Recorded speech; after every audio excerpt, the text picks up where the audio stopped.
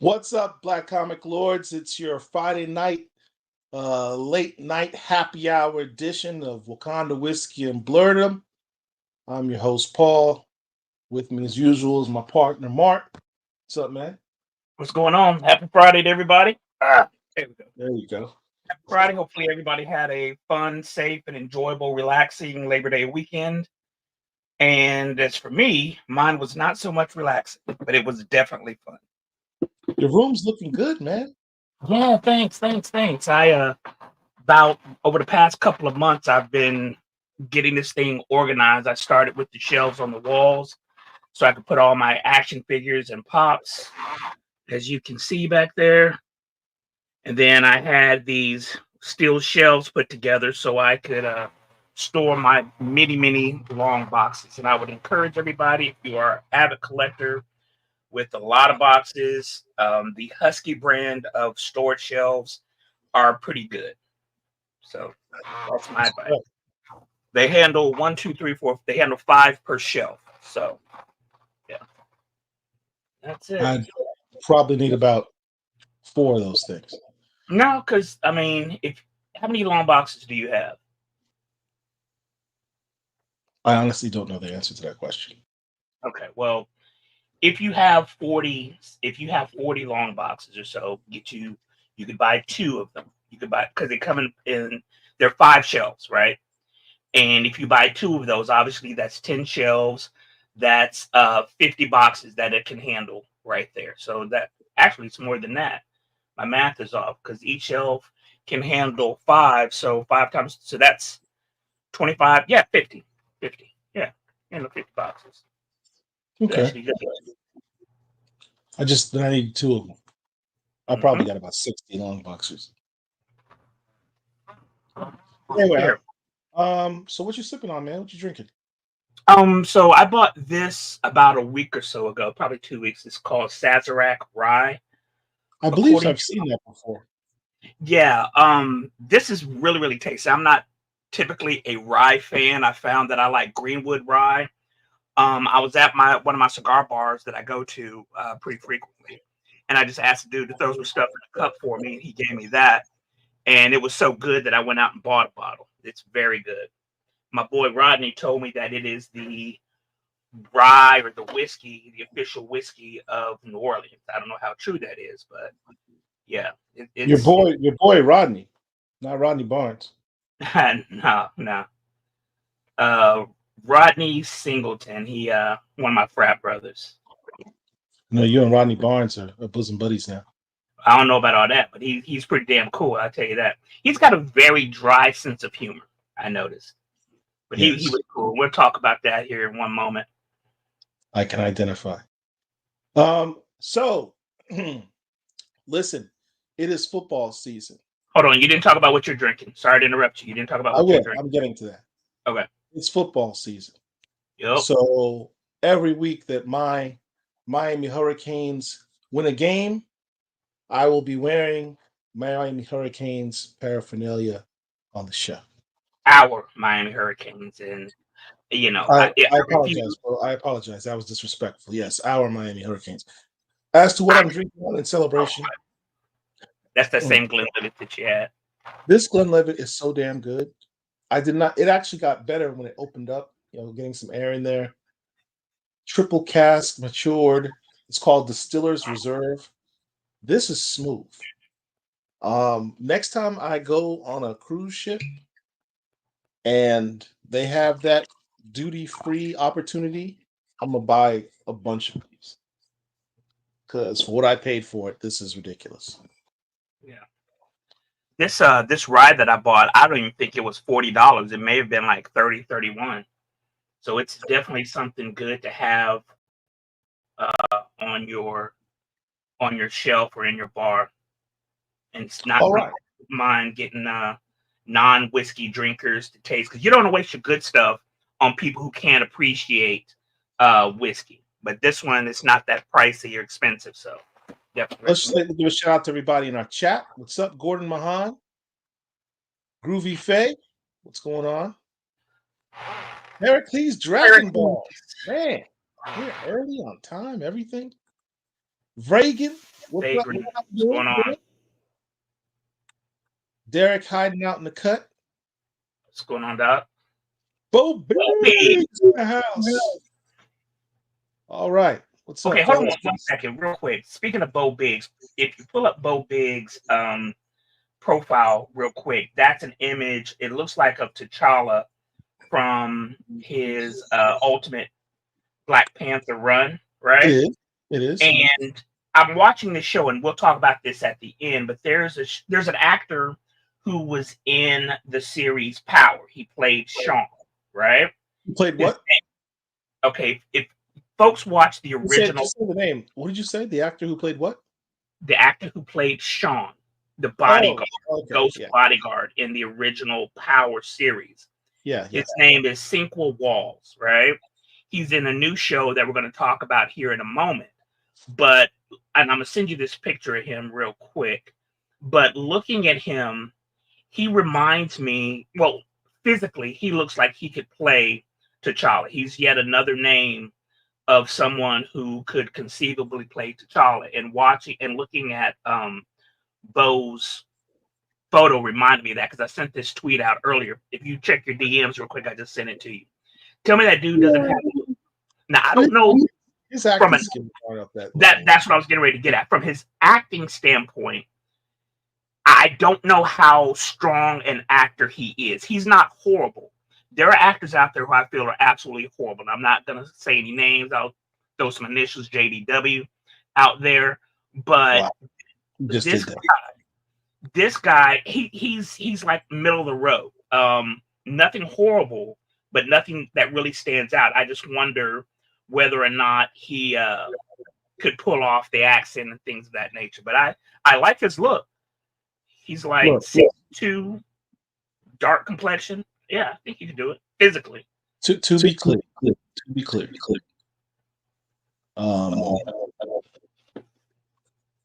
Whoever. Why am I getting an echo? That's weird. Whoever takes over the role of T'Challa is going to naturally be compared to Chadwick Boseman. He has got to be a really good actor. That is correct. A really good actor. Yeah. Or else all you will hear, no matter how good the movie that actor is in, all you're gonna hear is he ain't no Chadwick Boseman. He doesn't stand a candle to him.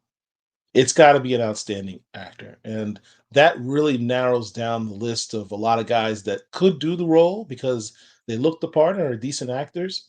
When you say, "Are you at a Chadwick Boseman commanding performance, scene stealer type of leading man?" that narrows that list down considerably, in my opinion. Right. Damsel still remains at the top of my list because I know for a fact that dude could do that. Right. One of the names that's mentioned a lot in reference to this discussion is Trevante Rhodes. People may remember him from Moonlight. He played also in, U.S. versus Billie Holiday, or The People versus Billie Holiday. He was in The Predator, Bird Box, The United States versus Billie Holiday. Yeah. I think he may have gotten better playing Mike Tyson. I never finished that, which was on Hulu about a year or two ago. But up until the movie Mike, where he plays real life Mike Tyson, I've seen that brother in most of his roles. He's not a good actor. I understand why people want him because they find him physically appealing. But from an acting standpoint, he's not up to snuff of Chadwick Boseman, God rest his soul. So that's one personally I feel should be off the list, as well as some famous actors' son. A lot of people like fan casting that person as well. And that person just isn't up to snuff. But yeah. But like you said, Dan Idris is a phenomenal actor, and he could definitely pull that role off. So we are in our completed our risky portion. We're gonna get into some Wakanda stuff. Well, hold on. Well, let's talk about last week though. Let's start with last weekend. What happened last week? What was last weekend? You know what last weekend was here in Atlanta. DragonCon? That is correct. Oh, I'm not starting DragonCon. We got to do Wakanda. This is Wakanda Whiskey Bird. We always do don't jinx the whole thing. Always got to do Wakanda first, then we can get into DragonCon. All right. All right. Sunny Night says, "Good evening, Paul, Mark, and chat." What's up, Sunny? Sunny.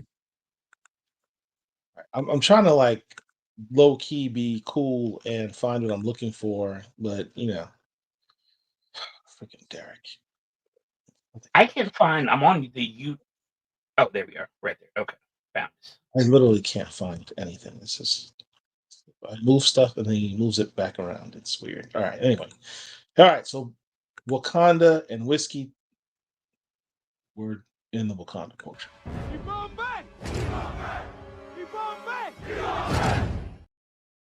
All right. So here, boom. Check this out. Our boy Jeffrey Thorne dropped his issue X-Force 2. Let's bring that book up. Right here.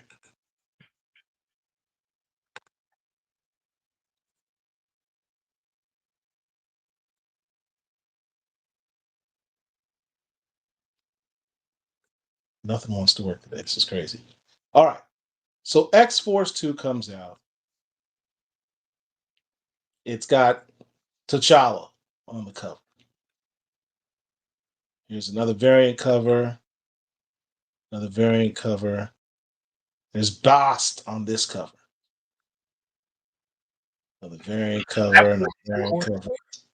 What? I said that looked like Forge. Was that Forge? Yeah, it was Forge. So the premise is that Black Panther tie-in. And there is of sorts a Black Panther in the story. Now, this book came out a week ago, so spoiler alert, let me give you the basic premise. X-Force as a group has Forge as leader. Forge has created a device that, for all intents and purposes, finds and predicts things that are wrong in the world that need to be fixed, or else something catastrophic will happen. That's the basic premise of it. So the device finds the next thing wrong, and it's in Wakanda. So they shoot off to Wakanda. And as it turns out, there's like a reality warping thing going on in Wakanda, and the X-Force members, in essence, get transported to an alternate version, sort of in the past, what seems like the past of Wakanda. Let's bring up this slide right here.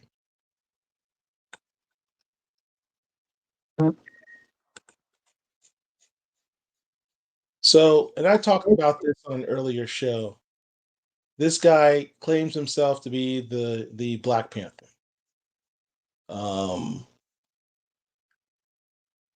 Sage, who can see because she's a living computer, and she has these goggles by Forge that help her to control her powers, basically, because she's a living computer, her perceptions of reality are a lot different. So the goggles she wears allows her, and her mutant power allows her to see through this illusion of this altered reality, and recognize that this guy is indeed not, who he says he is, that he is a Black Panther of the past. But that's not the important part. The important part is, long story short, he's defeated. And when he's defeated by X-Force, one of the Wakandan police officers, so to speak, her name is Sele. And she says, "I am Sele of Wakanda's Justice Tribunal, of the Spirit Archive." Okay? So she's with something called Wakanda's Justice Tribunal and the Spirit Archive of the Justice Tribunal. So you've got a law enforcement arm of Wakanda and a very specific designation of the Spirit Archive. Now, archives are where you have, things that you try to memorialize or curate. That's what archives are for, keeping old stuff safe. And she's going after this guy whose name is Inkete of the Hyena clan. So he is a Wakandan. And the Hyena clan are always troublemakers in Wakanda. And this guy had stolen the Anansi drum, which is what you see next to him in this picture. It is a artifact, a Wakandan artifact. Because for those who may not be aware, there's actually a temple in Wakanda for the Anansi worshippers. And this is a artifact from that temple or those people. So she says, for breaching the archive and stealing an instrument of the gods, because Wakanda has multiple gods.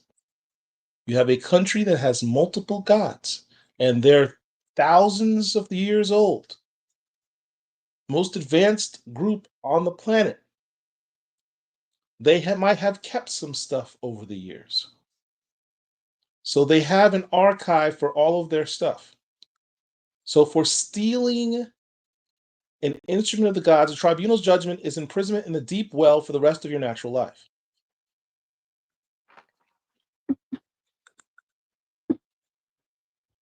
This guy. So here's the thing. We know that there is an Eyes of Wakanda series coming, right? Animated. An animated Eyes of Wakanda series. And what do we know about this series?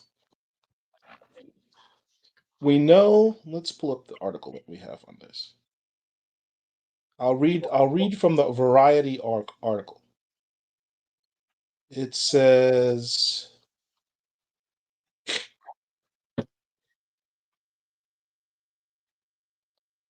the new project was teased on Monday Night by Marvel. Throughout Wakandan history, brave warriors have been tasked to travel the world retrieving dangerous vibranium artifacts. This is their story. So the premise of the show is reportedly Wakandan warriors who've been tasked with retrieving Wakandan artifacts. I could be wrong on this. Here's my supposition.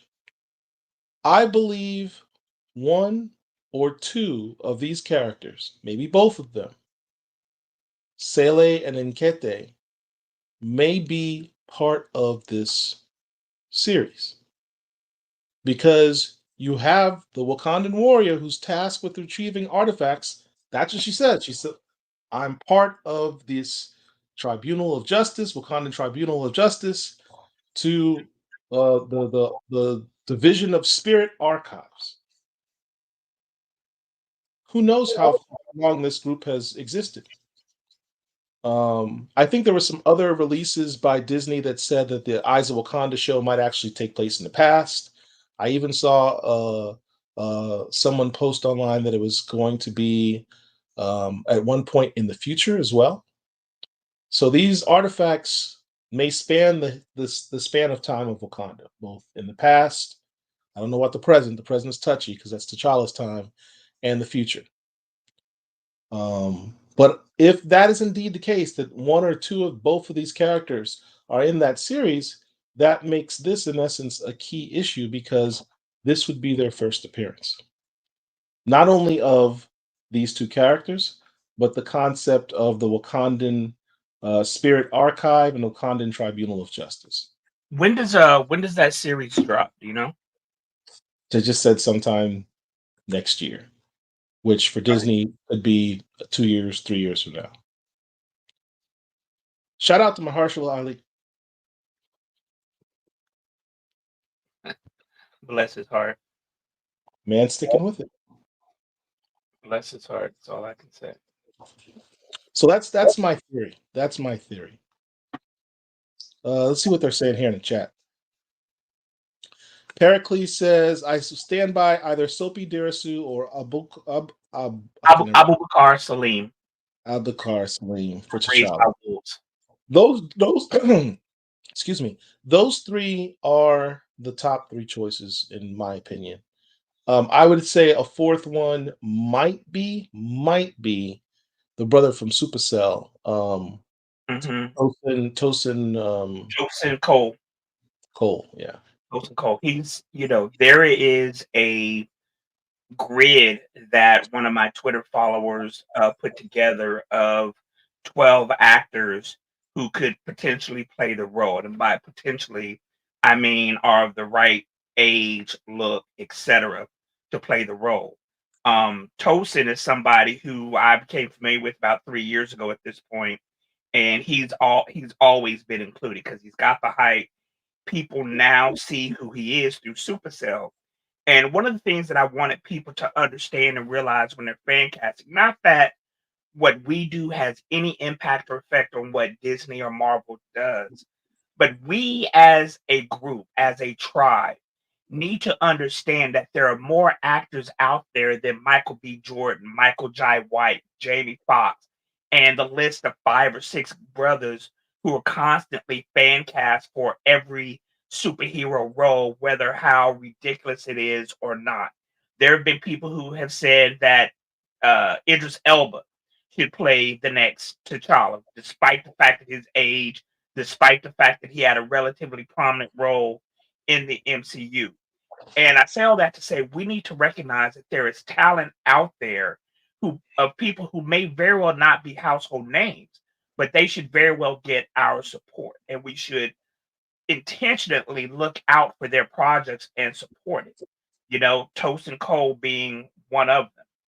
So all right. Derek says, I have 2 of the 1 in 100s and also a few of the 1 in 25 of this issue of X-Force.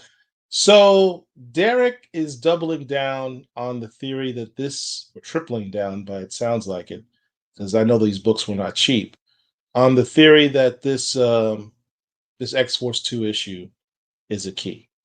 Told you guys to buy this book a while ago, so we'll see if I'm right or wrong. Profess the film fan, what's up? Autumn Sugar, hey Sugar, how you doing?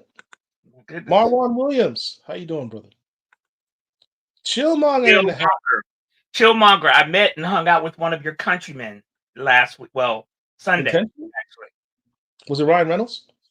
I wish, no. Ghostlight, what's my man's name?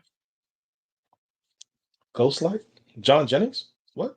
Oh, you know exactly who I'm talking about. I have no idea what you're talking about. Oh, Valentine Delandra.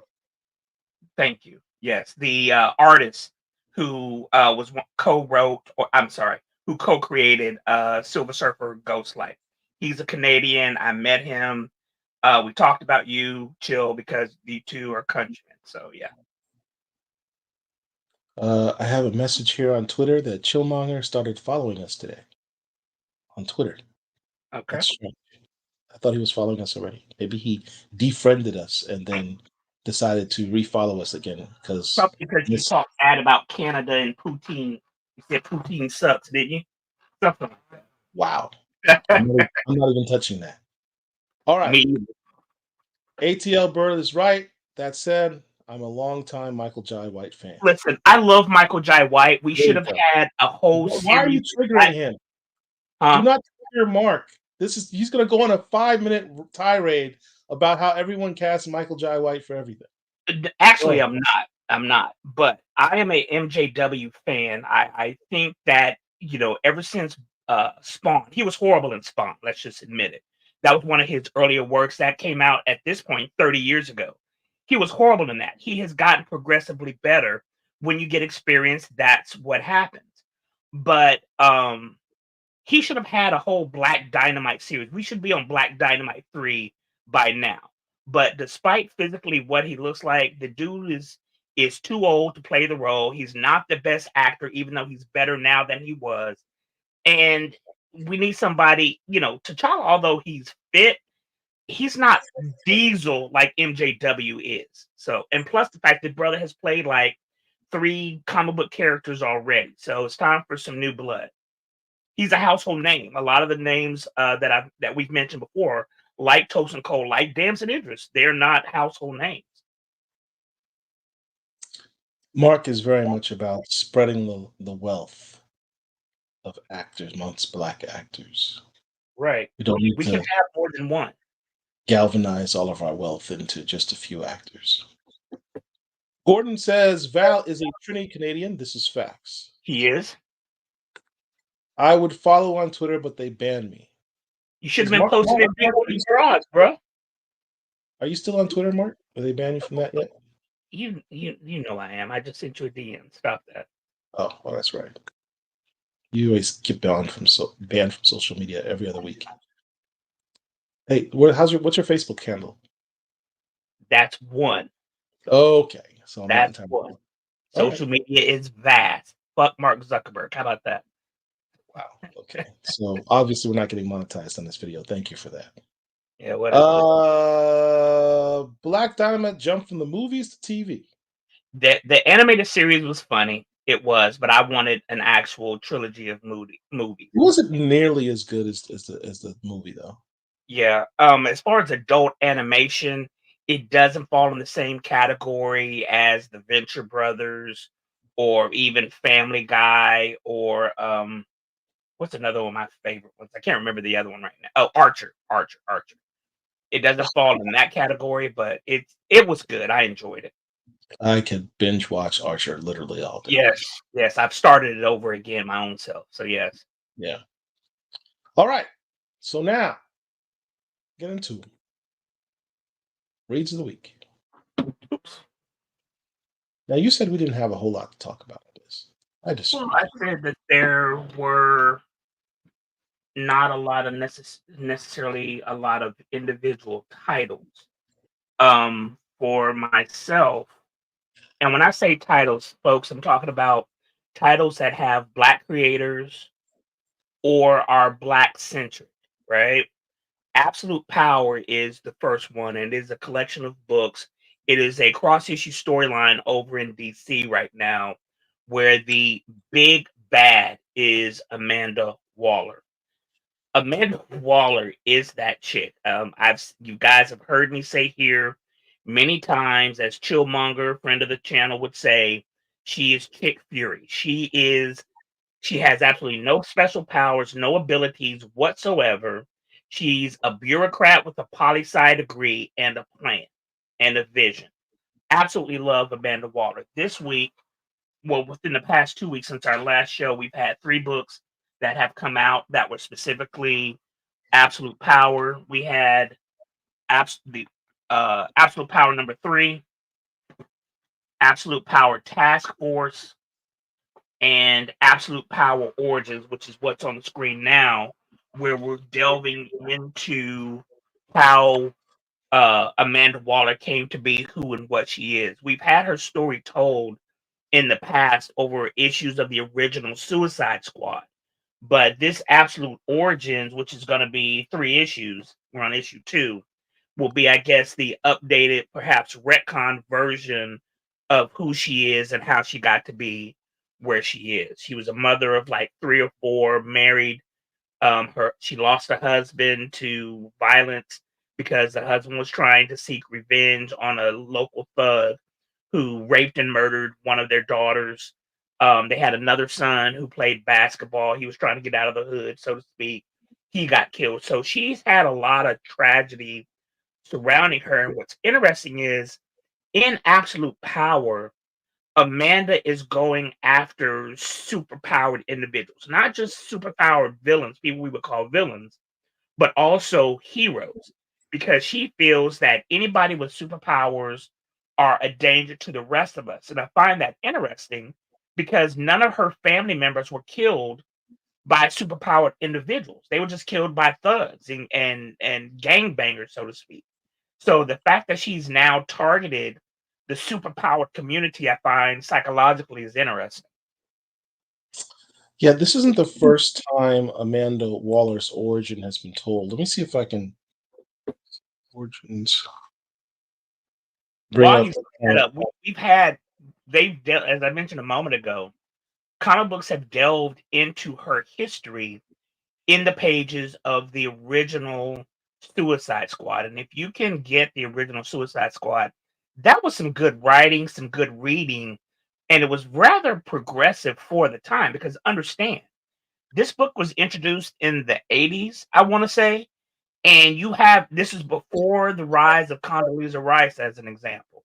She was in government, but she hadn't reached the levels that she eventually did during Bush II's administration. But here you have a black woman who is high powered in government. And in our real world, we had not yet seen that, you know? So she writing Amanda Waller back when she was first created would be what they call woke nowadays. Because again, she didn't have a traditional role. The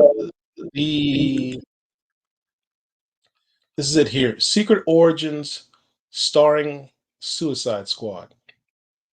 So this is Secret Origins number 14. This is volume 2. I believe So it's I volume have 2. this one, and it's not the same Suicide Squad that we came to know. Right. This is the origin of the Suicide Squad, but it's Name. also partially the origin of Amanda Waller. It's the first time Right. that you ever find out about her background with her family and the deaths of her husband and her children, which led to her to go down the path of I need to go ahead and start controlling these metahumans. If I just bought this book last year, and if memory serves, in the portion that's talking about the Suicide Squad, actually, yeah, this is just the Suicide Squad. So typically in Secret Origins books, you have two stories. You have an A and a B story talking about the creation of or the history of particular characters. This one just details the Suicide Squad, and if memory serves, she's talking to Ronald Reagan, who was the president of the United States back in the day, Right. and he's talking about her plan for the future, but mentions the past. And the Suicide Squad in the past was a bunch of army rejects, and they came up with that name for doing special ops basically, and doing jobs that nobody else could or would do. That's absolutely correct. That's absolutely correct. Let me see if I can bring it up here. I've seen a little bit of Absolute Power. It's a perfect move for DC after their AI scandal. I'm not sure what you mean by the AI scandal. I'm not familiar with that vagrant. But DC has gone from one cross-issue storyline to another cross-issue storyline. And I'm really liking this one. I like the other one, which was House of Brainiac. The House of Brainiac dovetailed right into the Absolute Power storyline, which I enjoy. So this is Amanda Waller beating Ronald Reagan and giving proposal for the Suicide Squad. And Mhm. he's like, "Oh, this sounds very radical. I don't know if the U.S. should be involved in something like this." And she's like, "We've already been doing this." And he's like, "What are you talking about?" And she brings up this Suicide Squad actually has its origins dating all the way back to World War II. Yeah. So Suicide Squad first dropped in 1987. And so, like I said, this is back during a time. What's up, Jay Wells? This is back during a time before we even know what so-called woke was. You just created a character, regardless of what their gender or race is, and it was just part of the story. One of the DC colors uses and is interested in Batman. People are mad now. Yeah. Okay.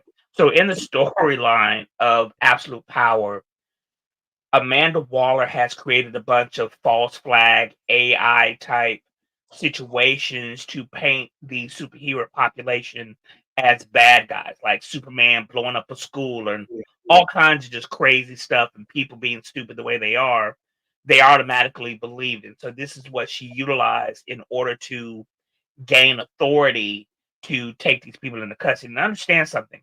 Amanda Waller has no elected position. She has barely been appointed to something. She has absolutely no power, no absolute. She has no power in and of herself.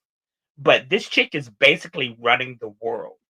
In the most recent issue of Absolute Power 3, you have the Chinese who are discussing what's going on and how they want to respond. And Amanda sends one of her operatives like, look, you are an independent nation state. I'm not here for you, but I'm here for your people who have superpowers in your country. Basically, don't interfere with what we're doing.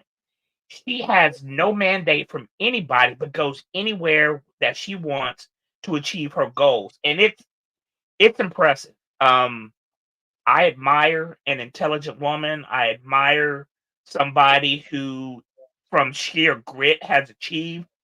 That's Amanda Waller. I love that character. Love that character. And she is not a villain.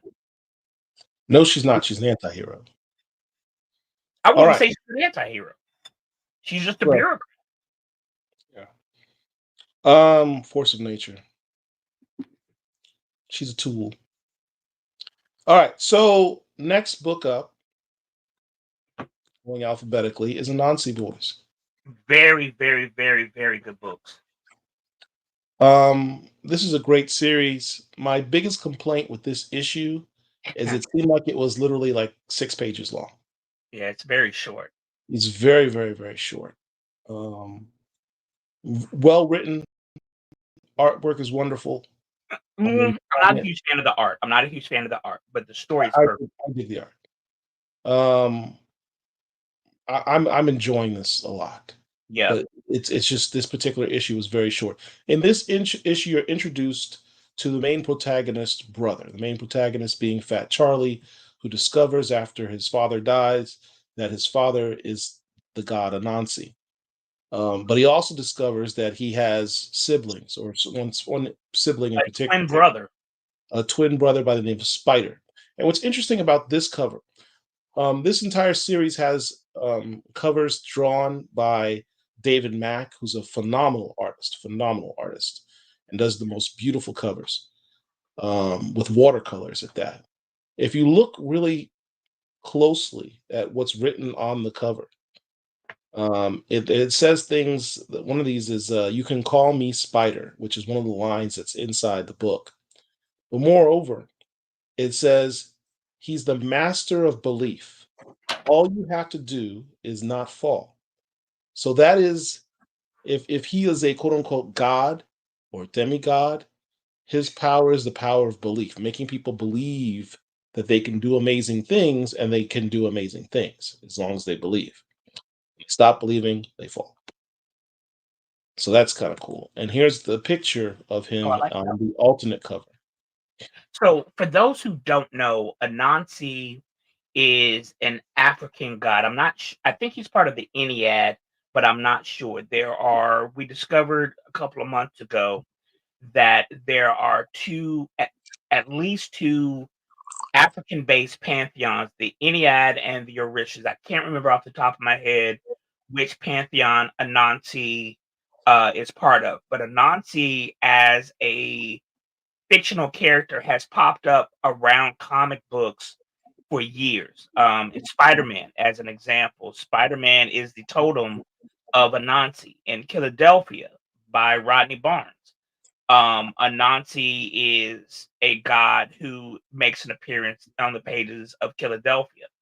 In this series, which is from Dark Horse, he is a god in human form, and that's one of the things that I took issue with. When we think of gods, we think of all powerful, immortal, immune to terrestrial diseases, and it would take something extravagant to kill them. In this series, and if you haven't read it, this is going to be spoilers.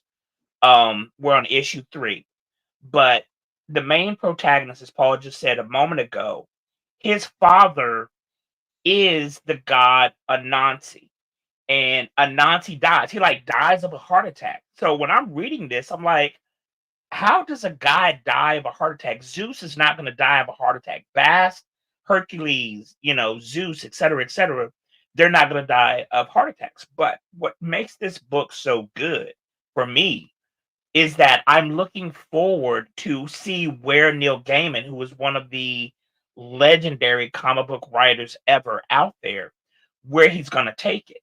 As Paul said in book one, the main protagonist, his father dies, who's Anansi. In issue two, he's going to the funeral, discovers that he may have a brother. In issue three, we may or may not be introduced to that brother. And it goes by so very quickly, but it leaves me wanting more to find out what's going to happen next. To me, that is the hallmark of a good comic book story, or any story for that matter, be it a television series or a chapter in a book. If you're looking forward to what happens next, that is a good story. Anansi Boys is a very good story. I'm not personally a fan of the interior art. It's cool, but it's all right. So Vagrant mentions Neil is in a scandal right now. If you're enjoying Anansi Boys, here's hoping it doesn't mess up the schedule. So basically, some chick from years ago said Neil may have done something sexually with her against her will. Here's the issue that I take with that is it was years ago. And of course, he has denied any wrongdoing. So what people need to Hold on. understand, Before you go any further.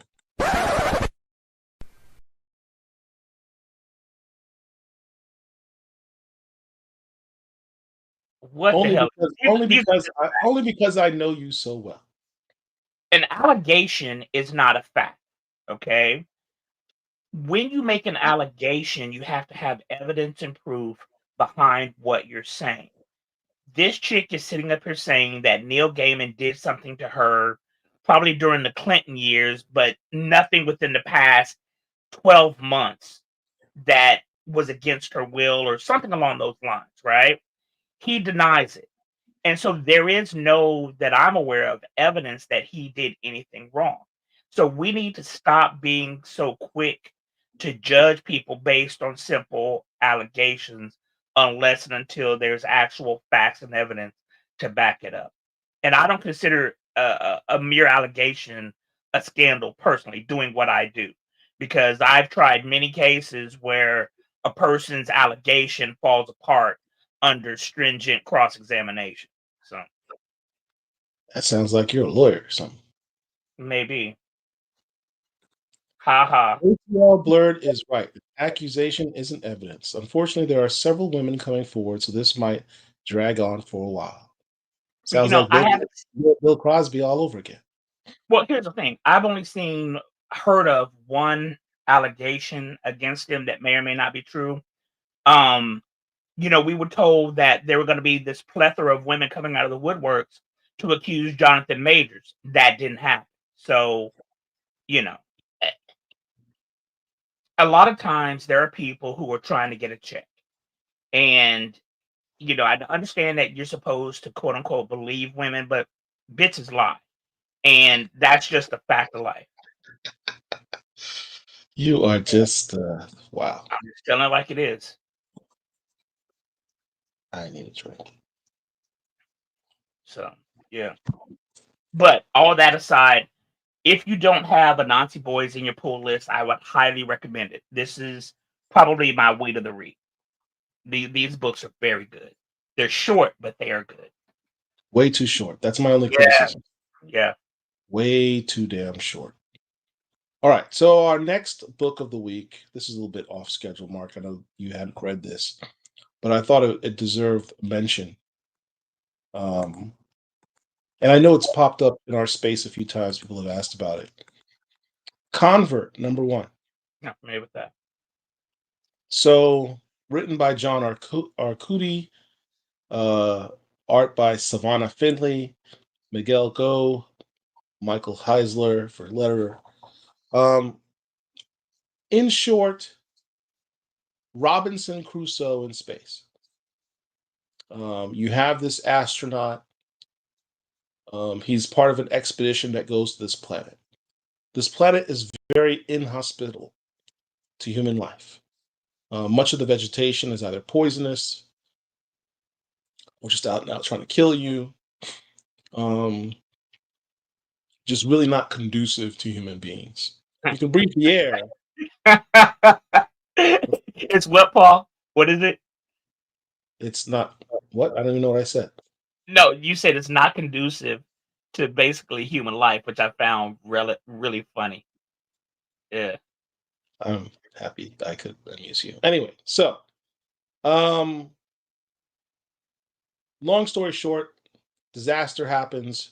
The whole crew dies. Ship has a massive error, failure, malfunction, blows up. Crew dies. He's the last one left. He's a science officer, so he knows science stuff. He's a evolutionary biologist. That's not Mm. the dude who was messing with Storm, is it? Never mind. Go ahead.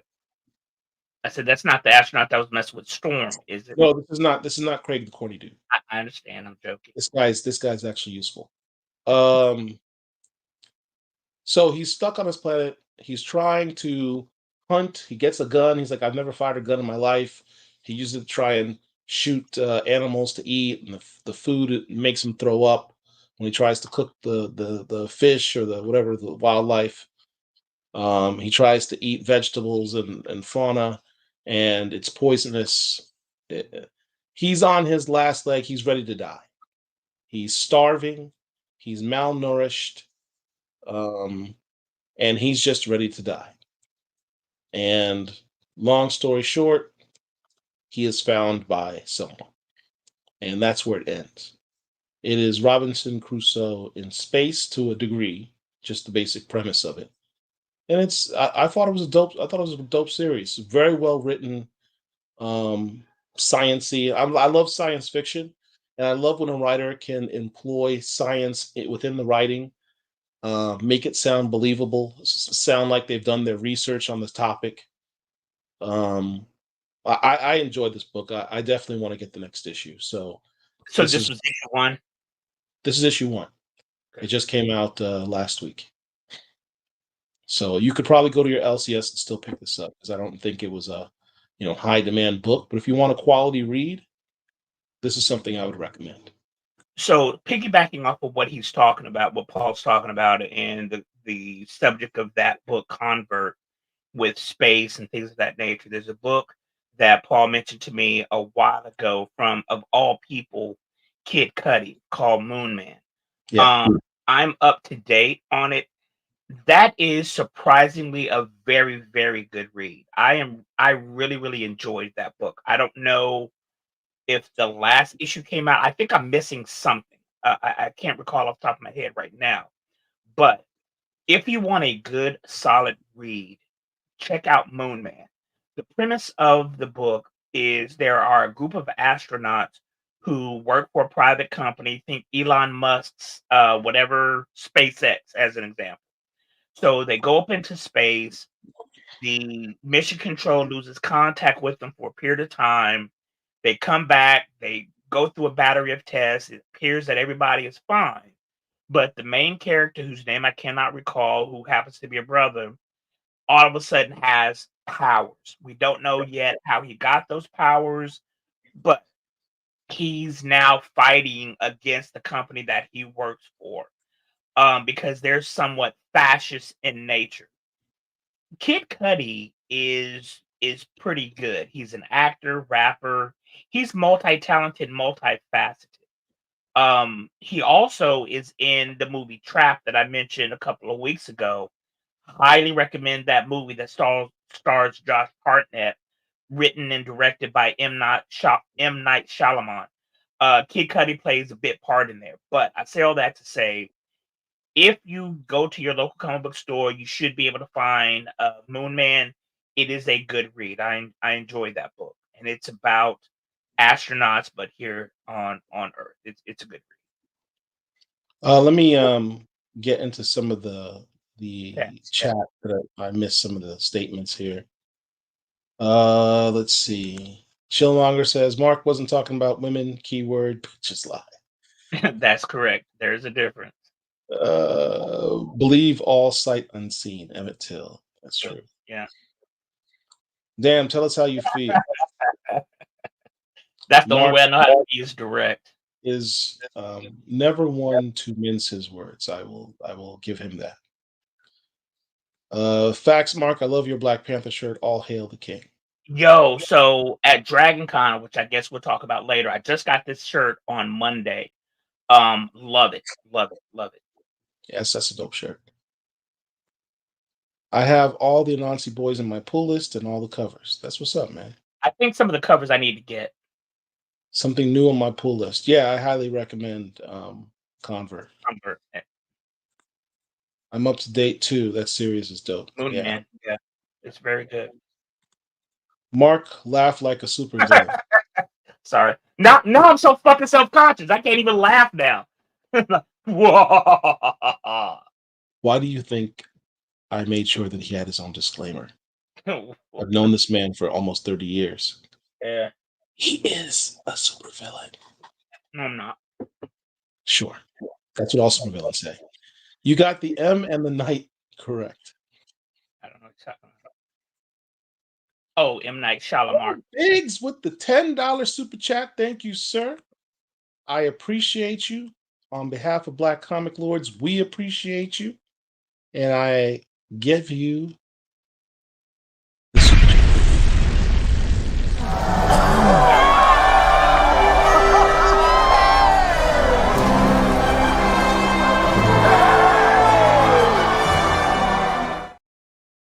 Thank you very much, sir. Appreciate it. Oh, Biggs, appreciate it. Gordon Mahan, he was in the Knuckles series too. Knuckles. I'm familiar I with that. agree with that. Just like Amanda Waller. That's right. He is a supervillain just like Amanda Waller. I think If we you both have compare probably them. side degrees. He laughed at the planet Earth not being conducive. I mean, that just struck me as funny. This man, you thought I was joking when I said this man's a supervillain? That was funny. It was funny. Of course. Except he actually does have plans to take over the Earth. Just you don't want to hear it. It's Pinky and the Brain. What are we It's- gonna do tonight, Brain? Plan to take over the world. all right. Next issue. I have. This was a really good one. This was a really good one. Shout out to Dr. Eva. Wait, hold on. You're not gonna What? do Star Wars first? No, that's out of order. Star Star Wars Wars? begins with an S. Yeah, but Exceptional. It starts with an E. so you know what? I never go by the adjectives. I always go by the main title. But okay, that's fine. Like Uncanny or X, I always go by the XMen title. But I okay. do that only for purposes of cataloging my comics and bagging, putting them in the boxes, but not for purposes of this. This was Only a because good book. where I'm getting these. What? This was a good book. I enjoyed this. This was. So here's the thing. I actually stopped collecting X-Men because I was getting upset with directions that they were going with and repetitive storylines and the poorly handled carrying of the torch of what Jonathan Hickman set forth in House of X, Powers of X. Which was phenomenal. Just phenomenal. Phenomenal. I highly recommend if you've never read House of X, House of Power X, of X. each one of them are 5 issues, I want to say. Yeah, I mean, just a fantastic series. Fantastic series. Yep. Some of the best X-Men writing of all time. Yep. But various editorial decisions subsequent to that, I don't know. It just got messy. And the fall of Krakoa it had a little bit of a uptick there. So now that they've rebooted everything, I'm trying to pick up some of these series. Uncanny X-Men also is actually really good by Gail Simone, by the way. But this is Exceptional X-Men. So this story is going to center in large part around Kitty Pryde, Shadowcat. Shadowcat changed during the whole Krakoa era. Very interesting. She had a very interesting perspective of the Krakoa era for a number of reasons. One, in the Krakoa era, mutants could access the world and Krakoa through these gates, right? These teleporting gates. If you're a mutant, only mutants could teleport through these gates, except for Kate Pryde. Something about her powers precluded her from going through the gates. So she had a very unusual experience with Krakoa. She could only travel there via boat, which led to her doing the Marauder series. She had the captain of the Marauder. Um, and so she always felt like kind of an outsider with regard to Krakoa. Even when she died and she had to be brought back to life, it was problematic because of her powers. The five couldn't really bring her back easily. Um, and she went through a lot of changes. Towards the end there, she took on, particularly after the Red Wedding, so to speak, series happenings in the series, where a bunch of mutants died, where Orcus attacked Krakoa directly and killed many of the mutants. She took on a much darker tone. She took on more of the Ogun ninja side of herself, Time and out. just She basically became Hawkeye the way Hawkeye was in the Marvel Cinematic Universe after the snap. yeah, She she literally became a ninja assassin. right. So as the youngsters say nowadays, she crashed out, basically. Yeah, and she just started killing. She became the X-Men's assassin. She wasn't killing randomly. Every kill that she made sense, and it was against an actual enemy. She just wasn't out there killing soccer moms. She was actually killing enemies of mutantdom. Yeah, she was Wolverine for all intents and purposes, unapologetically, but very efficient at what she did. So now that Krakoa has fallen and everyone's gone their separate ways, she's decided to go back to her former life as a bartender. When she also took her break from the X-Men previously, she became a bartender. So now she's doing that again. But she runs across this mutant girl who needs help. But I'm going to get to that in a second. Before I get to that, there's this one scene that I thought was kind of interesting. When we interviewed Eve Ewing, one of the things I commented to her about is the fact she does not get nearly as much credit as she should for the research she puts into her writing, the Easter eggs she puts into her writing. Y'all don't realize this woman is a comic book head, like for real, for real. She knows her stuff. It amuses me when I read posts and commentary about Eve Ewing, dude, she's gonna do this and she doesn't know what she's talking about. Trust, she knows more about comic books than you do. Believe that. Um, so she makes this. There's this one thing she does. There's a scene in her book. Let me bring it up here.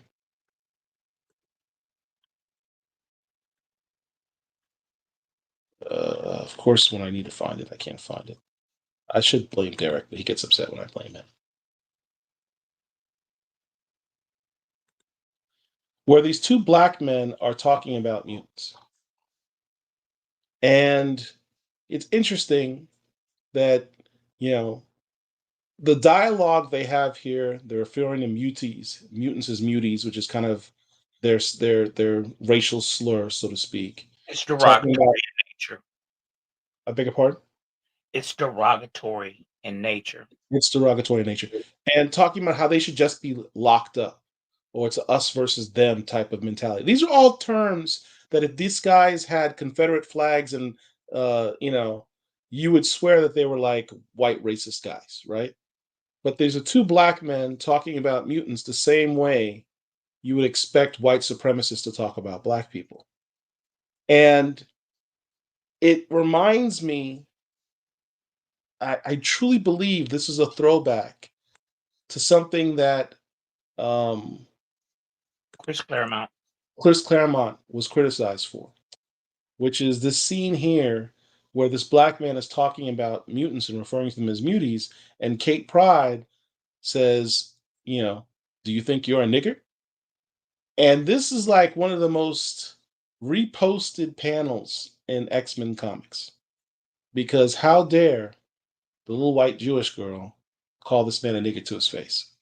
She didn't call him a nigger to his face, but I understand what you're saying. You know what I'm saying? I do. So I really think this scene, because as I'm watching this previous scene, all I'm thinking to myself is she's about to interject and say, "Hey guys," referring to my people as muties, this racial slur. How would you like to be referred to as a nigger? I'm waiting for her to, and she doesn't do it. She does not do it. Why does she not do it? Because she's done. She's like, I'm done with the whole mutant thing. I just want to blend in. I can blend in. I don't want anybody to know I'm a mutant. I just want to live a 9 to 5 job and just live my life and not worry about mutant problems. In the black community during the civil rights era, she's passing basically She's because passed. she can because she looks like a normal human. She's passing. She's not like Leech or any number of mutants where their mutantdom is literally emblazoned on their skin or their persona. You wouldn't know that she was Jewish. You wouldn't know that she was a mutant unless and until she told you. She presents as a normal white female. And Right. as an aside, you got to realize this chick at this point is probably 30, 31, give or take. She's Who? been she's been fighting since You talking she about was Kitty 14, Pryde? 15 years old. Yeah, Kitty Pryde. I don't know if she's 30. I think she's a Kitty bit Kitty old. Pryde is about 30. And understand that she has been fighting since she was like 14, 15 years old. This chick is worn out. She's tired of fighting against humanity for her mere existence. So I get it. She wants to take a step back. One thing that I will say is that I wish the nation of Krakoa could have lasted a couple of more years. They got rid of it so quickly within 2 years of its creation. In our real world, probably less. That's disappointing. But we should have had the nation of Krakoa last for at least 5 years before we got to Orcus and all this other type of stuff. But that's just me as a fan. It was more than 2 years. It wasn't that long, Paul. It wasn't that long at all. I didn't say it wasn't that long, but it was definitely more than 2 years. I don't know. When did the So House of here's X? so here, go ahead and look it up. Yeah. So here's the thing. She comes across this girl. She's 13, maybe 14, maybe. She's a tween. She's very young. She's like my daughter's age. And she's trying to get into a concert, rebuffed. Um, her mutant power kicks in. Her mutant power is to cover her body with this metal substance. Now, what's interesting is that the metal substance is reportedly almost as strong as adamantium. Um, so in essence, she's kind of like Colossus, except the color that she turns is a bronze color. Hence her code name, Bronze. But more so than that, she can control the metal off of her into these tendrils. So she can choke you with it, she can grab you with it, she can whip you with it. A lot of uses, and she hasn't even learned her powers yet. This is just kind of her knee-jerk reaction to her mutant power first manifesting. Who knows what she'll be capable of doing with this power in the future? There's a lot of possibilities for someone like that, and the fact that I mean, if her skin is almost as hard as adamantium, technically she could withstand even more than Colossus, because Colossus basically turns into living steel. Her skin is tougher than that. So a lot of possibilities with this character. But seeing a mutant in distress like that, a young person who was basically the same age Kate Pryde was when she became an X-Men, triggers something in her and causes Kate Pryde to intervene, jump into action, and try and help this girl out. And what's interesting, I love to see Eve Ewing write, young black girls, much the same way she did with Ironheart and she did with Shuri in the Ironheart series. Um, because it's always better. I shouldn't say always, but oftentimes it is better when the voice of these characters emanates from someone who has experienced that truth. Um, what you see in terms of the girl's emotions and how she speaks and how she's reacting, it kind of resonates a bit more under Eve Ewing's direction. Dr. Um, Ewing knows how to write teen black girls. she Is what does. basically what it boils down to. Because at one point in time, Dr. Ewing was herself a teen black girl, so she writes these type of characters very well. Um, Yeah, I really I really enjoyed this book. it's still a dope Um, book. if you don't have it, I would encourage you guys to get it. Probably buy more than one copy of this book. I'm not a comic book speculator. I buy what I like because I want to read it or whatever, but you may want to pick up 2 or 3 copies of this issue because at Yeah, some point in the next 10, 20 years, the bronze character may be something special and yeah. you want to I have would say in particular this cover yes, specific. right. So right. So this isn't the A cover if I'm not mistaken. Yeah, It's this not. says variant cover. I didn't get the A cover. I specifically got this one. And there's another one that's kind of like tinfoil or something. And my comic books, my LCS is selling it for like $22, and I didn't get it. But if it's there next week, I may very well do so. Um, but yeah, Most of the other covers have the White Queen Emma Frost on it. She sells books, obviously. yeah. This one's on a bad cover too. This looks like It's not bad, but I over the really top. like the variant cover with bronze by herself. I really like Yeah, that I one. agree. That's the one I got. This Right. Godzilla's pretty cool. Yeah. I do notice that in this cover, she has on her what appears to be her X-Men uniform. But I she's don't, not with the X-Men yet. not yet, but that appears to be like a glimpse of the future as to what her X-Men uniform will be. Let me look at those other covers again.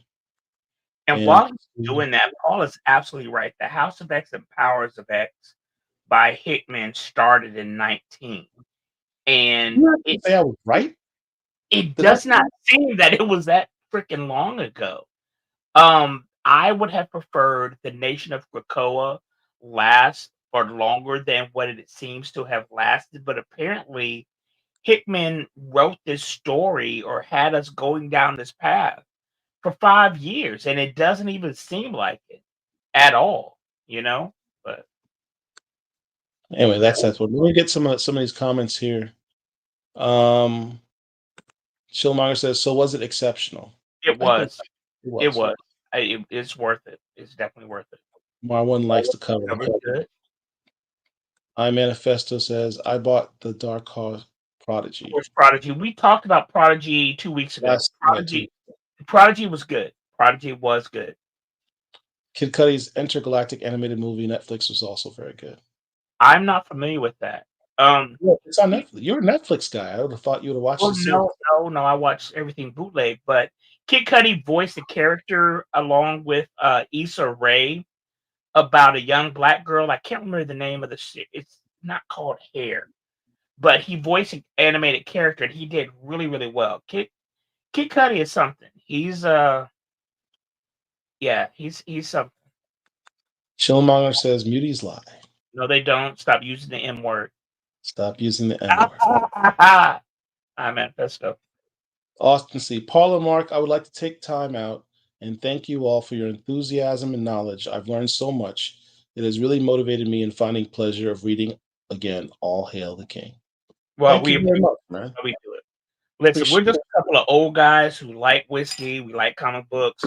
If you guys weren't here, if we weren't doing this, we'd probably be talking throughout the week about comic books ourselves because we are longtime fans. And the fact that we can share that with you guys and you're actually here enjoying it, we appreciate it. So thank you, Austin. Yeah, honestly, how the show got started, Mark and I, we sit there and we talk on the phone about comics and whatever, television shows, movies, all the time throughout the week. And it's like, we should just film this. Yeah. You guys are just watching us do what we normally do when you're not Right, here. right. If you guys weren't here, we'd be talking on the phone, talking about, yo, did you read this? Did you see that? Yeah. So thank you for being here, Austin. It's Appreciate Friday. it. Listen, 20 years ago, well, actually longer than that, but there was a point in time when I never thought that I would be inside the house by myself without someone's daughters sitting here talking about damn comic books. But I look forward to this every week. Thank you for enjoying it with us, Austin. Yeah, I mean, imagine back when we lived in Miami, if we ever thought that we would be spending a Friday Bruh, night doing bruh. something like this. Friday nights, I was on South Beach trying to get somebody's daughter back to my place. That's what I was doing when we were in Miami. Good So times, good times. good times. All right, now they should have made those guys Hispanic. Which guys? Which That's guys? what I'm referring to. Did we cover Alien versus Avengers? Oh Yeah, snap! How did we skip no, we that? did. We did. We talked about it 2 weeks ago. We We talked about did? it 2 weeks ago. Yes, You sure? I am absolutely Talking positive. about Azari, We T'Challa's we son. talked we talked about this 2 weeks ago. Yes, I don't remember it was we talking did. about We did. We did. This is a good book now. Alien versus Avengers and Marwan. Any statute of limitations is already run, so nobody's afraid of anything. I'm not married, so I can say whatever I want. Paul may be scared of his wife. I don't know. What I thought was my future ex-wife is on the chat, but she wouldn't care anyway. So whatever. Yeah. Who's the future ex-wife? It's not Serena Williams anymore. You kicked her to the curb. Have you seen her? Have you looked at her? She's Yeah, had work done. It. I don't know what sister's doing, man. Yeah. Yeah. So for those who don't know, I used to be madly, like literally madly in love with Serena Williams between True. 2000 and 2012, 15, something like that. A good decade. I mean, you were sweating her for a I good was I decade. was no, over a decade, like 20, 25 years. Yeah. Not 25, but about Well, that 20. make you a bit of a pedophile, but yeah. I mean, No, no, no, no, no, no.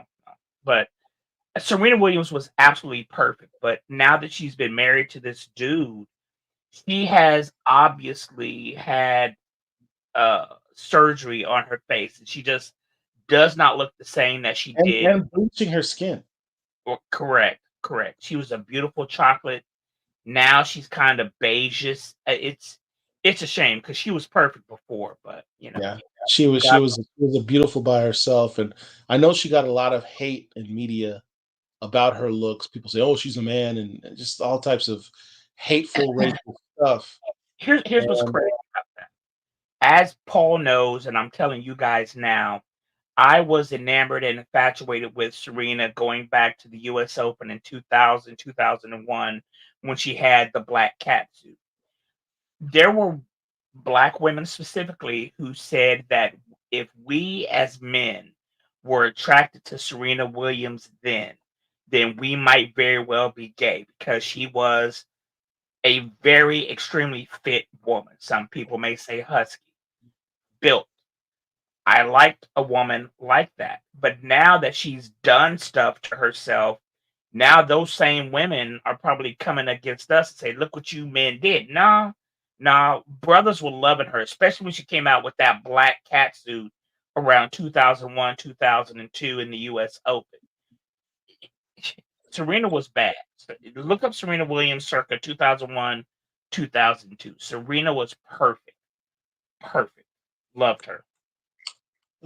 Vagrant agrees with Austin. Thank you very much, Vagrant. Appreciate that. Yeah. Juan, just talking about Netflix, that new Terminator So anime. very good. So very good. Is Yes. it? I watched it yesterday. Yes. Very, very good. It's about 7, maybe 8 episodes. Very, very, very good. Terminator Zero. Very, very good. I have to add that to my very extensive list of things I'm supposed to watch. You know, Netflix has that add this to my list feature. Hmm. I have so much stuff on my list I have not watched, man. My list is extensive. What's Mine is too. cool, what's cool is that Netflix allows you to download stuff Hmm. onto your device. So Hmm. when I went traveling for the summer, I downloaded as much as I could onto my tablet or my phone. Hmm. So, because this, it's always funny. You never know when you're going to have internet or not. So just Hmm. download everything, especially when you have these long flights. I just sat Hmm. there and just watched Netflix for hours. when I went to Italy back in July, I went to Italy in July, and somebody should have been with me. But that aside, before I went, I downloaded a series that I had been watching, and I downloaded like a whole season to Right. my tablet because I knew it was going to be like a 10-hour flight, and I'm not paying $8 for internet. While I'm on the plane, I could just download some stuff and then watch it and keep it moving. That's So a yeah, very useful feature. It has that feature. Um, Amazon Prime Amazon Prime Video has yeah, has yeah. the same feature. Does Hulu have it? I don't remember if Hulu has it or not. I don't know if Hulu has it, but I do it mainly on Amazon Prime because I don't have Netflix. The things I watch on Netflix are somewhat bootleg. Um, but Amazon Prime definitely. Yeah. Let's see. I was talking about the bootlegs. Love the bootlegs. Oh, don't snitch on yourself. Hmm. Oh, yeah. Okay. Yeah, Yeah, I you hear about saw me cringe. You saw me cringe when he's talking about his bootlegs, right? whatever. It's, You're the one and who he's a put lawyer too, and you're the one he knows that you're social the one who media put me onto the can get bootlegs. somebody in You're the one court. who put me onto the bootlegs. I'm I have no sorry. idea. I have no idea. What you're talking about. I have the text messages. They Okay, will be in the well, deposition. allegedly. I have the text messages. Don't do me, sir. I don't know what that means. I want to laugh too, but I don't know what she's talking about. Don't let Kendrick hear you. Kendrick Lamar. Kill, you're not like us. Okay. I just want you to know that. She's Yes, transforming she is. into a Talking about Serena Williams. Yes, she is. She's persuasion. Beige-ish. Yes, beige-ish. Autumn says she's definitely not as fine as she used to be. No, That is correct. no. That is absolutely correct. She looked Yes, good back then. She did. yes, she did. Mark likes some brick house thick. Yes, yes, I do. And it's Marc with the C. But yes, I do. Yes, I She do. was looking like a whole buffet. Yes, she was. Yes, she It was was. great. Oh, that's my cousin. My cousin's watching. What's Is up, that a man? military uniform or just out in the woods Yeah, uniform? yeah. He's a former Marine. Oh, okay. Cool. Thank you for your service. Semper Fi. All right. We're gonna fight Mark if you keep Okay, well, first off, you know how my name is spelled. It's spelled with the C. And listen, anytime, anywhere, I'm ready. You know what I'm saying? So that's all I can say. Look, Autumn Sugar is mad spicy. I think she got you, dude. I watch stuff I wouldn't normally on flights. True, true, true, true, true, true. Booty Talk 36. Good God. You're just one long disclaimer. You really are. I'm at work trying to support the cause. Thank you. Appreciate that. Look, tell your coworkers to take a break and join our show. Stream the show. Now he's throwing you to the streets. This is what he does. This No, man. not what I do, but I mean, you come for me, I come for you. I sit up here and mind my own business. That's all Let I me can let me say. explain to you my relationship with this guy. Okay, so what you're about to hear is a bunch of lies. So let's start there. But go ahead. No, go ahead. Go ahead. Do you remember Empire Strikes Back, where Han Solo and Princess Leia are in the Millennium Falcon? They're trying to escape the Empire, and they're trying to find some place to go to hide out. And Han Solo's like, Bespin, yeah, the Lando. And she's like, Lando's that a system? He's like, no, Lando's a guy. You like him, scoundrel, card thief, your type of guy. She's like, do you trust him? Well, no, but he's my friend. That's Mark. Okay, so to be compared to Billy D. Williams, who was the guy in the 70s and 80s, I'll take that. I will take that. Thank you. This is that was so telling. I'll take that. You give the man a very somewhat pejorative description, and he accepts it as a Because Billy D. Listen, ask your mama, ask your aunties. In the 70s and 80s, Billy D was that dude. So yes, I will absolutely take that. Yes, I will. I don't trust the guy, but he's my friend. Yeah, you do. Whatever. Let's see. Is Serena doing what the baseball player Sosa is doing? She Yes, looks but not as bad. So what Vagrant is talking about, Sammy Sosa was a baseball player for the Cubs, I want to say, yeah. and he is Dominican, Yeah. maybe? He's Dominican. He is a little bit lighter than me, maybe a smidge lighter than Paul back in the day. Now he's pink. The dude clearly hates himself because he has bleached his skin, and it's unfortunate. He looks weird. He looks ridiculous. He absolutely looks ridiculous. I'm gonna send Paul a picture in a second that he can show you guys. What Oh, great. Serena We got love connections being made. Marwan's like, Miss Autumn, I'm available. Look, don't be hollering at hollering. You know, Autumn Sugar, she look like she'll fight you. Marwan Williams, easy brother. We don't need the chat to go. We about to have some problems in the chat. Easy chat, easy. Don't act like you didn't mention me 4 times already. Oh Lord, here we go. Here we go. Here we go. Okay, so I'm about to send you this picture, Paul, of Serena Williams when she was on Jay Leno. The chat's completely ignoring us right now. They're talking to each other. There's right. We don't even need to be here at this point. We'll just let you guys talk amongst yourselves. But I'm about to send you this picture. Derek points out, I compared you to Lando, not Billy D. But Billy D was still a good looking brother. I'll take it. You know what I'm saying? He was still good looking and he was still small. He was still your girl. Yes, he was. Yes, he was. Oh wow! Everyone back up off of Autumn Sugar. You guys are sounding mad thirsty right now. I mean, easy. So Paul, check the DMs. This is what Serena Williams. This is the Serena Williams that I fell in love with. Like chocolate, just easy. I know. Jeez. Let me get something to drink. You, Paul's about to pull up this picture. Hold on. Paul's about to pull up this picture of Serena Williams circa 20 years ago, 2004-ish, when she was on Jay Leno. That woman right there, yeah, she does not look like that right now. And obviously, we as we get older, you know, your body changes, metabolism, blah blah blah. What we see now is not this person. It appears that she has had her lips done, perhaps her cheeks.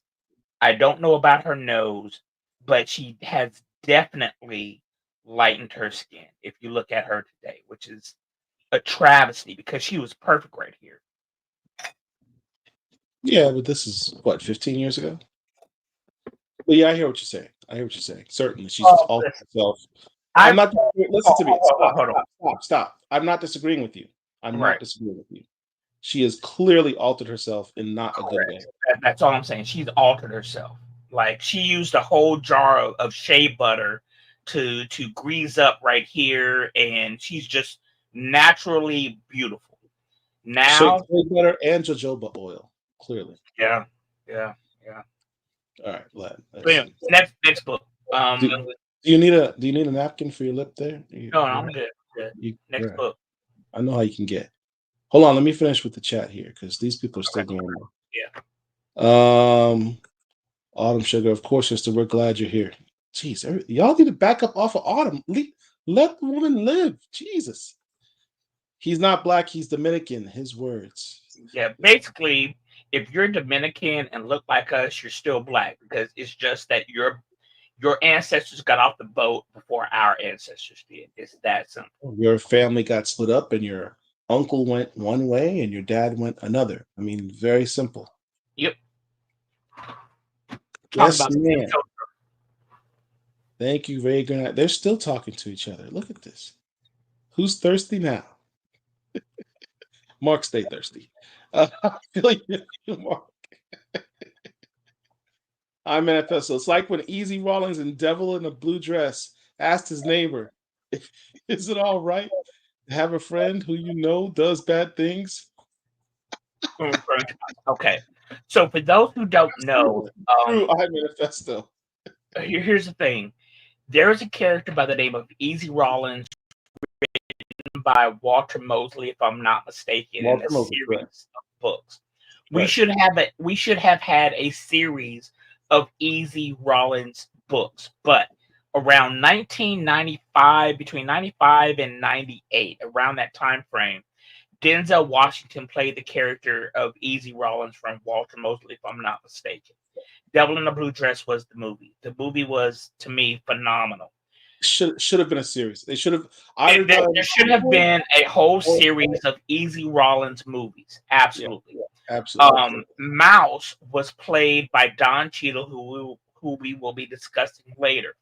But Don Cheadle should have been Oscar nominated as Best Supporting Actor for his role as Mouse in that movie. If you have not seen, I think that's one of the best roles he's ever done. Listen, yeah. So if you have not seen Devil in a Blue Dress, highly, highly recommend that movie.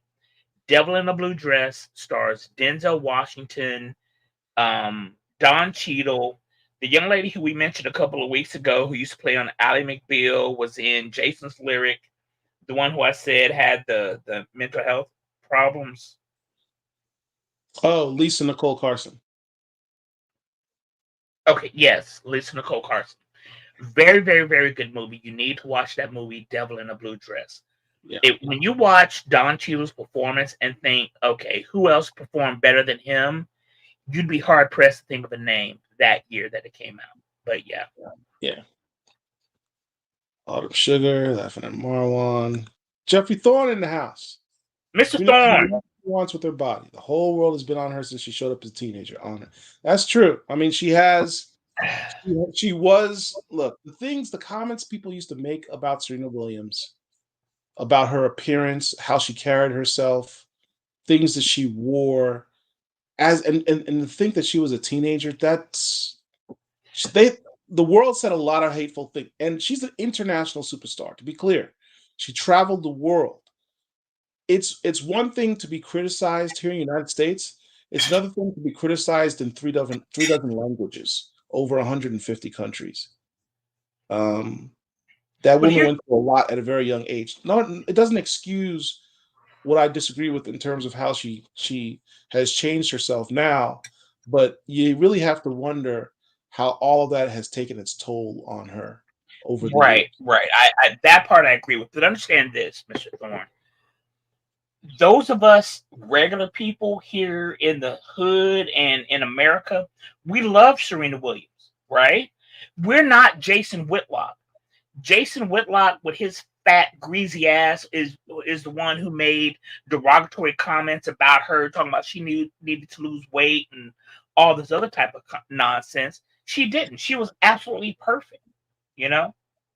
Yeah, she was a queen, and she just. I really hate. I'm a fan of hers. My family loved. I mean, we used to love just watching her and her sister play tennis. Yeah. I was in love with her. On top of her tennis acumen, I was in love with her as a person. Her birthday's coming up next week, as a matter of fact, September 11th. Are you still sending her gifts and cards every year? No, the court sent me something that said I shouldn't do that anymore, so I don't do that anymore. So no. Yeah. Well, you know, that thing you sent the one time, I can understand. Yeah, we're not gonna discuss that. All right. Kendrick will alter you if you keep speaking on Serena. Listen. Wait, so this is me being serious for a moment. Has Kendrick expressed his love for Serena? I don't know, because I've just discovered Kendrick. I don't know. All I know is Chillmonger keeps bringing up Kendrick. I think he's a little hurt by his boy Drake being ostracized in the hip hop community. Drake was demolished. You know what's crazy is that I've been a Drake fan for quite some time, but after Kendrick's Not Like Us, I feel somewhat dirty listening to Drake now. You say that so loudly and with bass in your voice. I was a Drake fan for it. I was. I mean, Drake makes music that I enjoy. Okay, ever since I discovered him 10, 15 years ago with Lil Wayne's what was that? Young Money. Young Money. Yes, I've enjoyed his music for a very long time, but after Kendrick demolished him, it's like, ooh, I don't know if I should listen to this anymore. You know, even if I'm in the car by myself, I'm like looking around, like, who's looking at me listening to Drake. But yeah. Regardless of how people feel about Drake now, the man made a lot of hits. He absolutely did. He was king of the club bangers. He had a good 10-year run. Correct. I mean, the criticism is that the guy's still making club bangers over 15 years later, and it's kind of like, dude, you're like almost 40. You should probably do something with a little bit more depth. Is kind of the argument people are making with regard to Drake. I will say so. No Vaseline was the diss track by Ice Cube against his former comrades in NWA. Still the For the greatest diss longest time, No Vaseline was probably the best diss track. I know a lot of people say Ether. I was never necessarily a fan of that. Jack the Rapper from LL Cool J, which was a diss against Kool Moe Dee. These are some of the more prominent diss records out there. Not Like Us has supplanted all of those. Absolutely. It is good, but I don't know. No Vaseline for me was still pretty hardcore. No Vaseline was hard as hell. If you saw Straight Outta Compton, if you weren't around in 92 or 91, 92, that's fine. Yes, she was glistening, Marwan. She was. She went ham on the shea butter. Yes, she did. She used like 2 jars. But if you weren't around in 91, 92, No Vaseline was the diss record. If you saw Straight Outta Compton, which came out about 7 years ago at this point, it was played in the movie.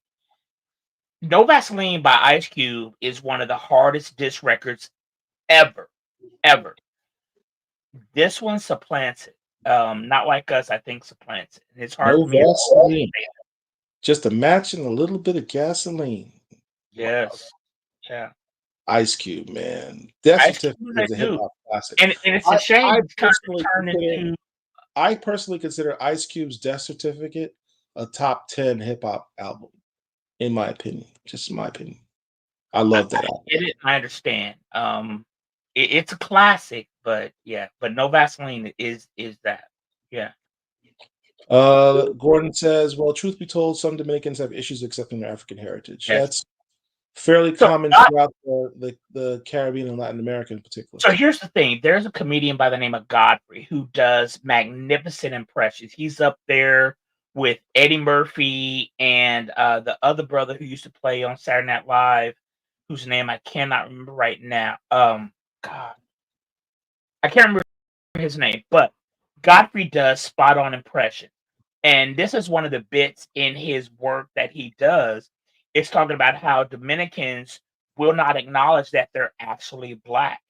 You know, they're Black Hispanic, but they don't understand that their ancestors came from Africa and were dropped off in the Caribbean before the rest of them were dropped off here in what we call the Americas.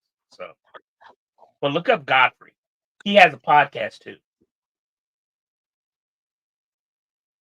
Vagrant says he's glad to see Marwan Williams. I love to see the chat all getting friendly with each other. Everybody's friends out here. We're all family, man. Yeah, we're all family here at Black Comics. So listen, if you guys are on social media, if you are,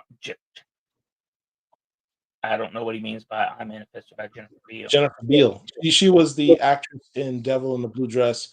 When you're talking about passing, she was. She's most notably known for Flashdance. I was never really attracted to her. But that aside, if you want to follow me specifically on the Twitters, I am at ATL Blurred, same name on Instagram, at ATL BLERD. Thorne says, but you have to remember the hate, the Euro hate, the tennis hate, the fashion hate on a young. I agree. The stuff that was said about Serena Williams was, yeah, geez. It was bad. It was bad. I felt bad for her on a constant basis. Her and both overcame that, but it just seems that within the past 5 years, if not less, that Serena has done stuff to herself. It's her right. She can do whatever the hell she wants to herself. My only thing is that when she first came out between, like I said, 2000 and 2020, she was perfect. She didn't need to do anything. She was a goddess to me. But yeah, Yeah. Devil in Blue Dress is a very good film. Yes, it was. bro was stalking her. No, I was not. I Damn it. mean, No, no, all no. right. I mean, the thing with the all right, you want to talk about that? That's fine. Stephen was. Jason Whitlock is to Yeah, sports yes, journalism. yes, yes. Stephen So basically, what this comic from Pericles is mentioning is Django Unchained. Stephen was the role played by the great Samuel L. Jackson, who went to Morehouse College. He was the house inward to Leonardo DiCaprio's Candy. So that's what he means. Jason Whitlock is a waste of space. Don't mince your words. Thor, a sister does something great. Some people get angry. We've seen it before. True. Is Drake that kid from Degrassi High? He's still. You Clearly, can't you're make being fun facetious. of Clearly, you're Chillmonger's being countryman. facetious. That's Chillmonger's countryman. Wheelchair Jimmy out here trying to be cool. Yo, I don't even know what that means, but it sounds So dope. I'm thinking he's talking about Drake because I think in Degrassi, which I never have seen a No, second of. it's a line. It's a line from They Not Like Us. Oh, okay. So basically, Drake's character in Degrassi gets shot, and I think he gets paralyzed, and he's paralyzed. Whatever.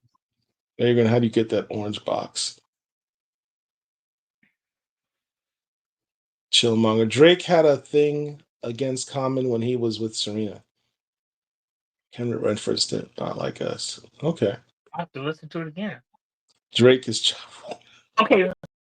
So here's the thing. Okay, you guys want to clown on Ja Rule? You have to understand something. That between 1997 and 2004, Ja Rule was that dude. I mean, he may be a punchline now, but Ja was that guy. Okay, so kind of throw some respect He on his made some name. hits. He made some hits. Shout out to Ashanti. Yeah. He had catchy tunes. Never got a Drake album. Never purchased the Drake album, but I've enjoyed his music. He had mixtapes at the outset. Not Like Us is the perfect theme for when YouTubers start acting up looking at minors. So here's one of the knocks against Drake. Uh, Bobby Joe, what's her name? Bobby Joe Brown or something? The chick from Stranger Things. She's probably just now 21, 22, maybe.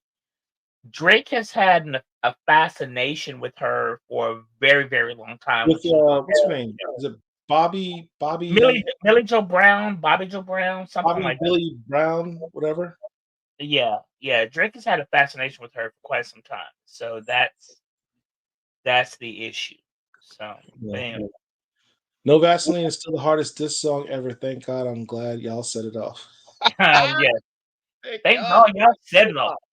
Listen, Ice Cube was that dude. Ice Cube was one of the top lyricists in hip hop of all time. I might listen to that whole album next tomorrow. Yeah. Jay Farrell, that's the name of the guy. Jay Farrell does phenomenal impressions. Eddie Murphy does phenomenal impressions. So does Godfrey. So yes, thank you. Just did a vid about Ryan Garcia. He laid it all out. I don't know who Ryan Garcia is. Scars, baby. I'm just saying compassion. Yeah, she's got scars. I understand. Listen, no matter what we say here, Millie Bobby Brown, no matter what we say has any impact or effect on Serena, just, we're just talking about what our thoughts and feelings of that woman were. And I've loved Serena for a very, very long time until she got married. What's up, Jay? What's up, Jay? Listen, that's the last step. Listen, guys, if you haven't already, take a quick second, like the video. It's how we get the algorithm going. And share the video. Even more importantly, hit the little share button. Share it somewhere. I don't care where you share it. Just share it somewhere on your social media. We're trying to get more people to get eyes on the channel so we can get the channel to grow. Thank you very much. Appreciate that. Do y'all have the Wu-Tang Clan? Come on, man. It's Black Comic No. Books. You have it? No. The 9 Rings of Wu-Tang? No. So, did you watch the Wu-Tang series at all? Of course. Talk to Rodney Barnes about it. So you've seen all the episodes. I've seen all the episodes. He was only part of season 1. Okay. Yes, I've seen all the episodes. I have. Okay. Tian Garcia is a Mexican boxer, had a leaked tap calling us the N-word and disrespecting George Floyd. Oh, that's not Okay, nice. so to hell with Tian Garcia. How about that? You're dead to me. All right. Yep. What was the next book we had to talk about? That's not the Speaking next of book. Rodney Barnes, That's not the next book. that's the only one I have. I think you're missing something. Let me check the list But here. you mentioned X Force. You've already talked about that. That's the last book that I have.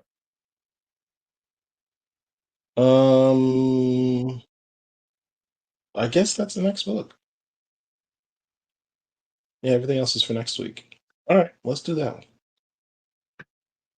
Star Wars Inquisitors. I didn't get a chance to read that book, so you'll have to talk about it. So I'm not going to go in depth into this book, other than the fact that it is part of the Star Wars world. It's written by Rodney Barnes, who writes Philadelphia. He was one of the co-writers and producers of the Boondocks, and basically, Darth. One second.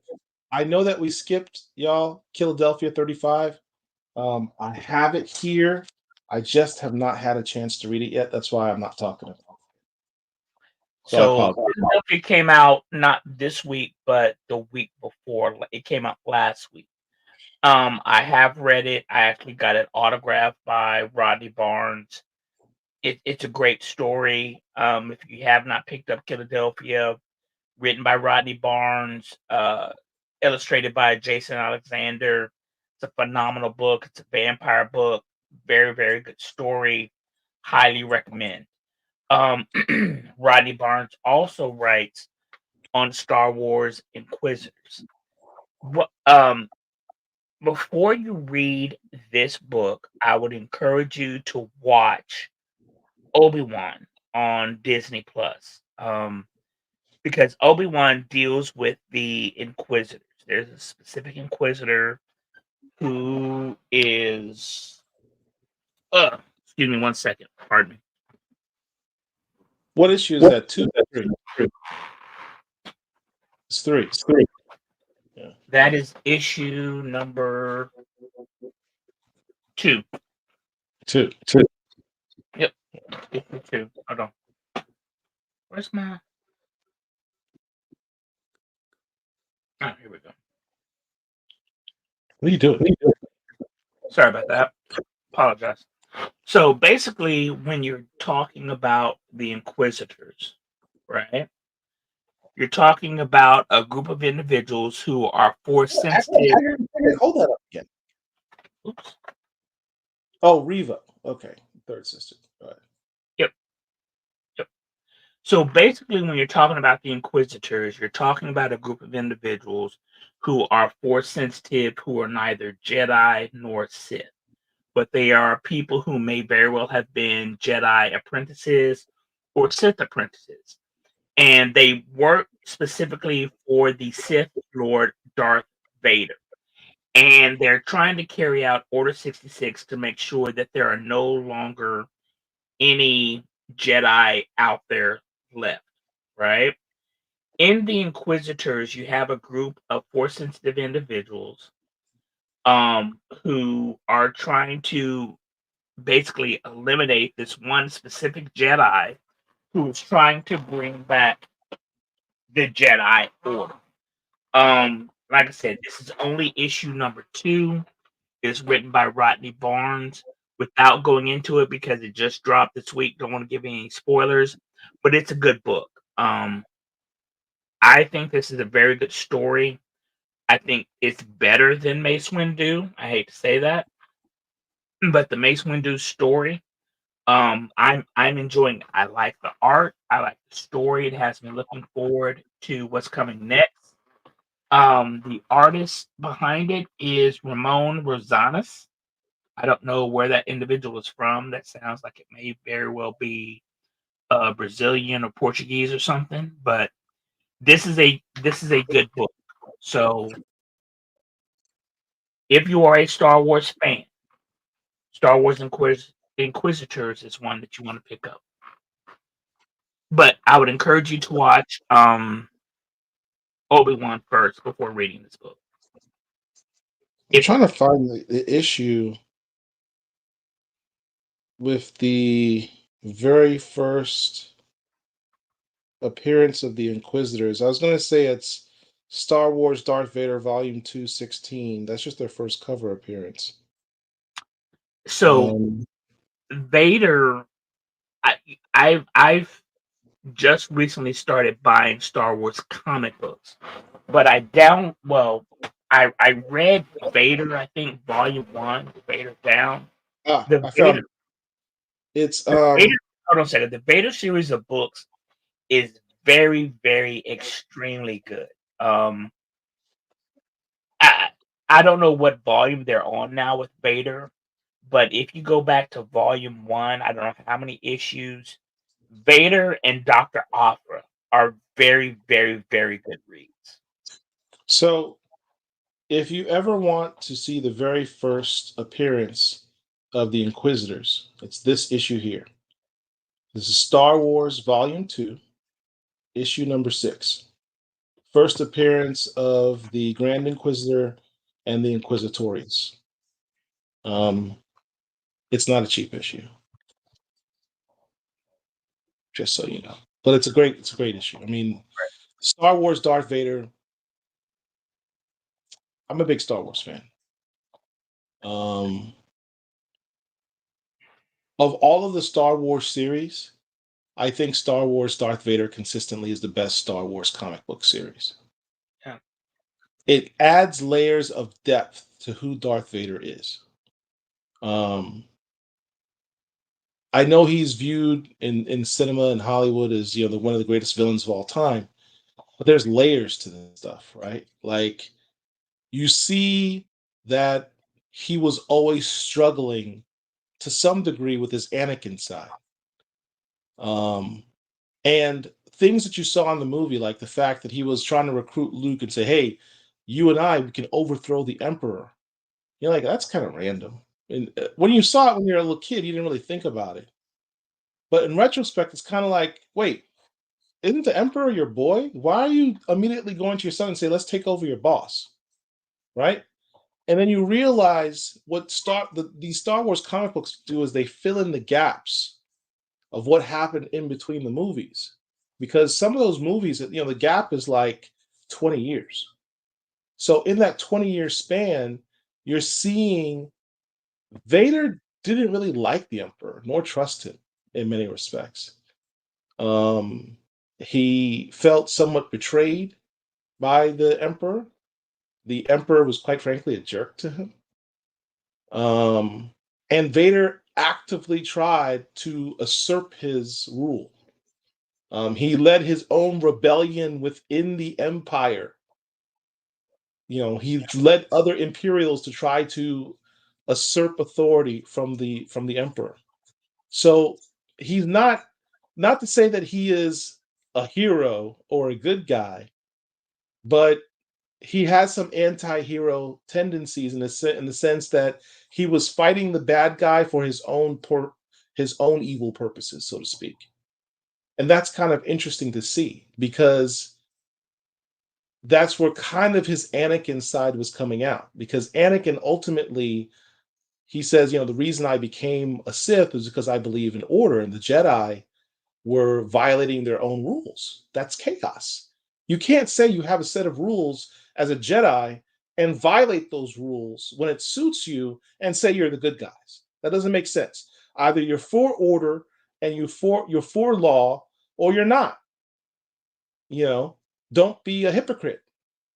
And when you think about it, like that kind of makes a little sense. The Jedi are kind of hypocrites in a lot of ways. So Anakin is like, I'm going to go with the law and order side. Yeah. And that's the Empire. So it suffice it to say, the Star Wars Vader series, great series, adds a lot of depth to the character of Darth Vader. I really hope Lucasfilms and Disney decides to do a Star Wars television series on Disney Plus. I think that would be dope. You know, the last several live action Star Wars movies, from an objective standpoint, for me as a fan, have sucked. You don't have two copies of it. Shut up, man. I ain't got no 2 copies. They should very well, as Paul indicated, have animated versions of these stories on Disney Plus. You don't necessarily need a live action movie. There is a animated commercial for one of the games that is one of the best lightsaber battles ever Yeah, about the old Republic. Star Wars: And The Old Republic. right. It's And I literally like don't a 20-minute trailer. well, the one I'm talking about is not even that long.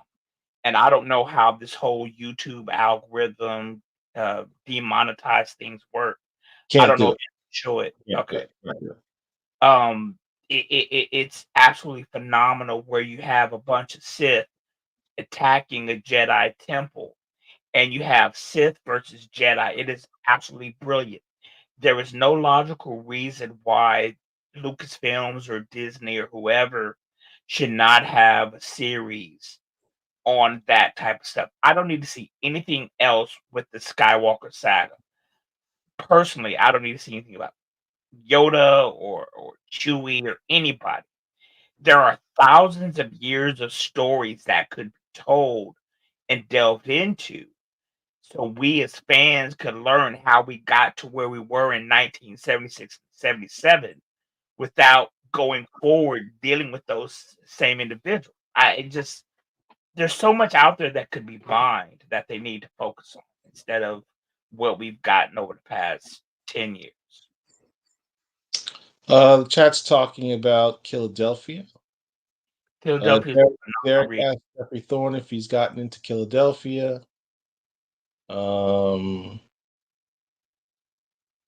Randall Brown says, "Good evening, everyone." Good evening, Randall. Good evening, Randall. Gordon says the Inquisitors were introduced in Star Wars Rebels animated series. Right. I was pointing out the first comic book that they were in. Right. Right. Derek's lying on his name, talking about he has 2 copies of the issue. I bought book 1 and 2 of Philadelphia Trade, going to hop in the series after reading. Okay. The series is very good. I conducted an interview on Sunday with Rodney Barnes and talked about how he got to where he was. It was very good talking to that brother. It's a very, very good series. And as I mentioned before, and as I told Rodney Barnes, the only way I knew about the Philadelphia series was because Paul put me onto this about 3 or 4 years ago. I was typically, as a comic book fan, reader, and collector, all about the capes and cows. I was never really into the horror thing. But Paul was like, yo, you need to check out this Philadelphia series. And I want to say he sent me the first 1 or 2 issues. After I read it, I was hooked. Now, during our interview, and I want to say my interview with Rodney Barnes was about 30 minutes to an hour, he indicated that if the series was to be live action, Andre Brower was going to be the elder. What's what's Sangster. what's the whole name? Sangster, James Sangster. James Sangster series senior. After Andre Brower died, that kind of went off into the ether. But I could have definitely seen Andre Brower as the paterfamilias in that. I You start, mentioned you to start him that if conversation with they one were of to the- go forward with the series, Jonathan Majors would be a great James Sangster Jr. I could see that. I could see that. Marwan, it answers your question. You start with issue 1. Honestly, I'm Issue not one, trying to be issue forward. one. That's right You, with issue. you literally got to start with issue 1. Yep, yep. Just buy the first volume trade. You'll be hooked from there. Well, yeah. Well, so if you're new to Philadelphia, as a comic book collector, I don't really do trade paperbacks or whatever. I'm about the individual issues. You got to start with issue one. It is very, very good. And the twist that he Yeah. put on this was You can even get issue one. Image did what's called Image First, where they sell, first issues of good runs of comics for $1. So you can go to your LCS and literally get the first issue of Philadelphia for $1, unless your LCS is marked it up to maybe $3. But suffice it to say, it's very cheap to get the first issue if you want that second print or third print or whatever it's called, yeah. reprint. Let's see. Autumn Sugar says Mark introduced me into it because I'm definitely a horror fan. After the first one, I loved it. Well, technically, that means I introduced you because I introduced it to Mark. That's not how that works. Whatever. I enjoyed issue one. Yeah, it was good. It was good. And keeps getting better. Ish Yeah, Philadelphia's been fire since day one. Absolutely. absolutely. Yeah. Yeah. All right. And So Jason Alexander's art is spectacular. we've completed our reads of the week. So hold on. So what is your read of the week? What is your favorite read of the week? For me, it's the Anansi Boys. I love the Anansi Boys. For me, I'd say Exceptional X-Men. I was really impressed with Eve Ewing's first. I can see that. I can see that. And here's the thing: did that issue seem? How many pages was it? It seemed really long. It did. It did. There was a lot of content in Exceptional X-Men. And Paul is right when he says that. I really, really liked Anansi Boys as a series and as a premise. Yeah. But Paul is right. Exceptional X-Men had a lot of content. There wasn't much filler and there wasn't much commercials or ads or whatever. It was there's a lot of words and pictures in this book. As a matter of fact, as I'm thumbing through it, Is it more than 22 pages? any ads in this book? Yeah. Yeah, there are no ads. It's just straight content, it's straight action. Yeah, there are no ads. None. None. This is a good book. This is a good book. I Manifesto says that AVA is expensive. Aliens versus Avengers. No, it's not. It sold really well. I think it's sold out. It's a good read. So, It's a good read. I want to say I have a variant of it. Yeah, it's a good read. So, and this stack is so freaking large. I got like triple shipments of comics in 1 week. My wife was looking at me like, "What you doing, Paul? What's up with all these books?" Oh, also came out honorable mention Odina by Concrete Comics. I of course had this a while ago from the Kickstarter from a few years ago, but it's been re-released. Highly recommend. If you complaining about, I want a black superheroine, which is cool. Good story, great artwork. Highly recommend this. Highly recommend it. So good. X Force. I got that X Force. Shout out to Cody Ziegler with his new Deadpool's daughter. I think she's a Afro Latina character. Yep. Cody Ziegler also does Miles Morales, correct? He does, yes. Green Lantern War Journal. We talked about this. Great I'm cover. not impressed with that book overall, but I do like that cover. This cover, the Superpowers action figure cover was dope. Said I got Philadelphia 35. Mine is autographed. Yours is autographed. Did you get one autographed from me? No, Who gave you that first issue? you did, and it's now autographed. And you couldn't sit there and just get a copy Nope. autographed from me? Nope.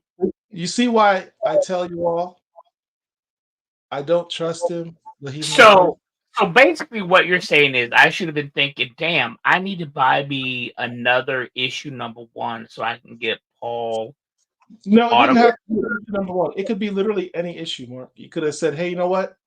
My boy Paul put me onto this because I saw the interview with you. Did You you or literally, did you not interview him before I did? Yes or no?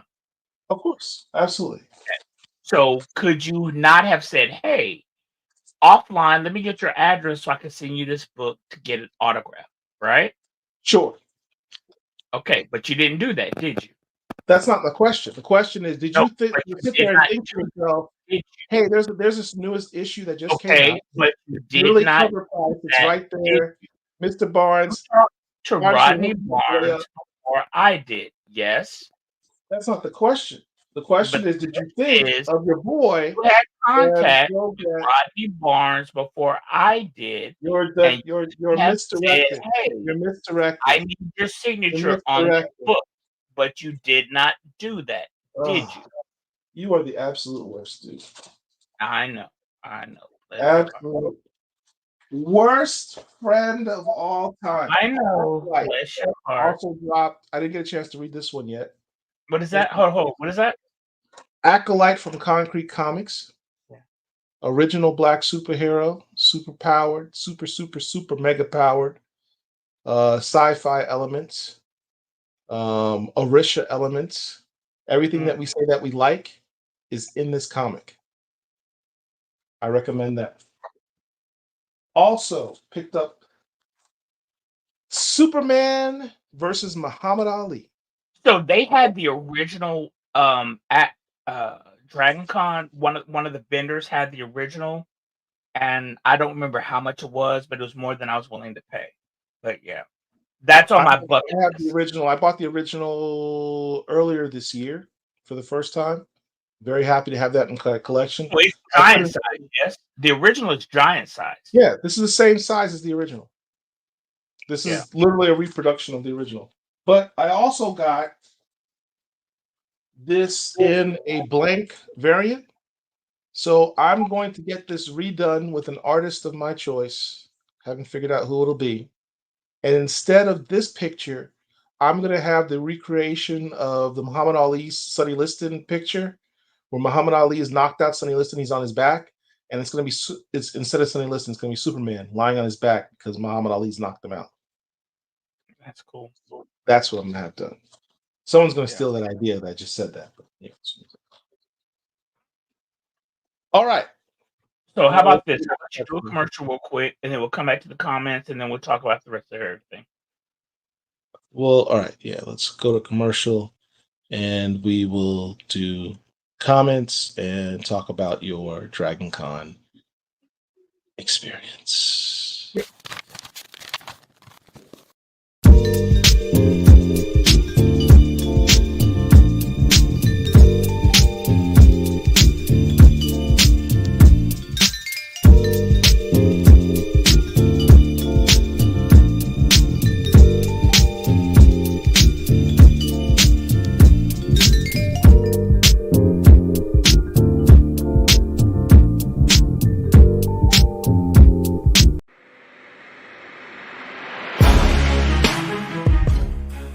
Hey, this is Jeff Carroll. I'm out here at the Black Comic Book Fest in Harlem, sharing my books and works with the Black Comic Lords. And one of the books that I have just came out is Fingernails, Book 2.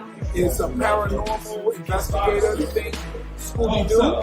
And it's a girl that changes into a gargoyle. And she shows that all ghosts aren't bad. So she takes on different ghosts. In this one, she's dealing with ghosts in the projects. So I have a variety of titles.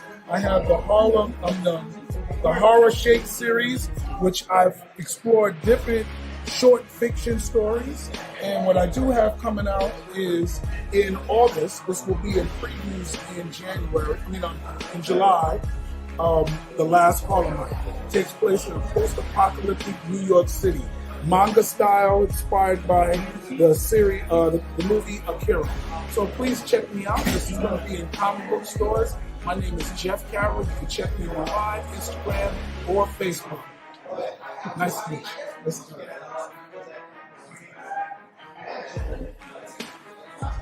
everything.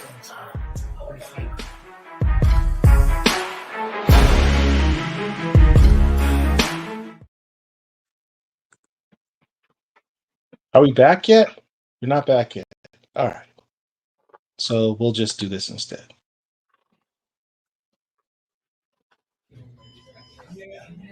We're going to watch the hunter as he stalks his prey. See how the hunter creeps through the long boxes, stalking his prey. We in the building, trying to find gold. The back issue bin bully strikes again. Notice the adept way in which his fingers Yep. peruse the comics. Perusing the comics. He's a well-oiled machine. He's a veteran of these back issue bins. Yes, sir. He is the back issue bully. What's up? It's Thompson. I'm the creator of Legacy of the View. And Legacy of the View is a Saturday superhero story because I don't have superheroes, so I decided to make my own called The View. He's from Georgia, specifically Augusta, Georgia. He's a reluctant hero with power creation, meaning he can make anything he wants. I know about it first. So he can make a baseball bat, he's a baseball player, waiting to feel of it. He can hit you with it, knock you out. At the same time, he can make a car, but it might crack the car, might blow up because they don't know about the engine. So what empowers them to defeat the How, which is villains in our story, and they want to use the human race as a power supply. So with that being said, he's a reluctant hero who wants to be in the studio. He's a spy music engineer, baseball player, wants to hang out with his friends. But time comes, he got to defeat the How. All right. Where can people find these books? Everything's been under the name of the book. You can find it at legacyofview.com or anything on social media.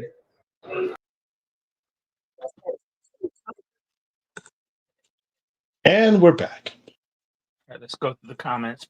Let's go to the comments. Let's see. Just to let people know, my life has been threatened by someone. No one's threatened your life. What are you talking about? Are the new students in EXM interesting at all? Well, they've only seen one so far. The first episode is phenomenal. So, yeah. Randall, yes.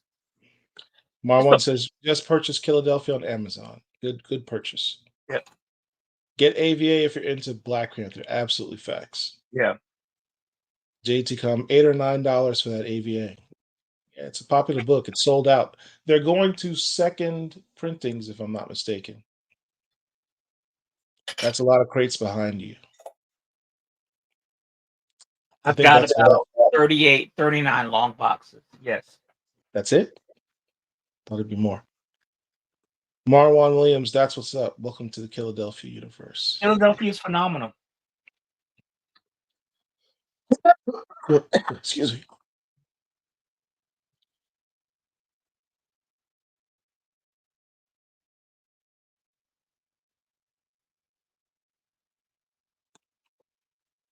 Cold, very cold. Just another day ending in Y, man. This is the life I leave with this dude, man. He's been like this for almost 30 years.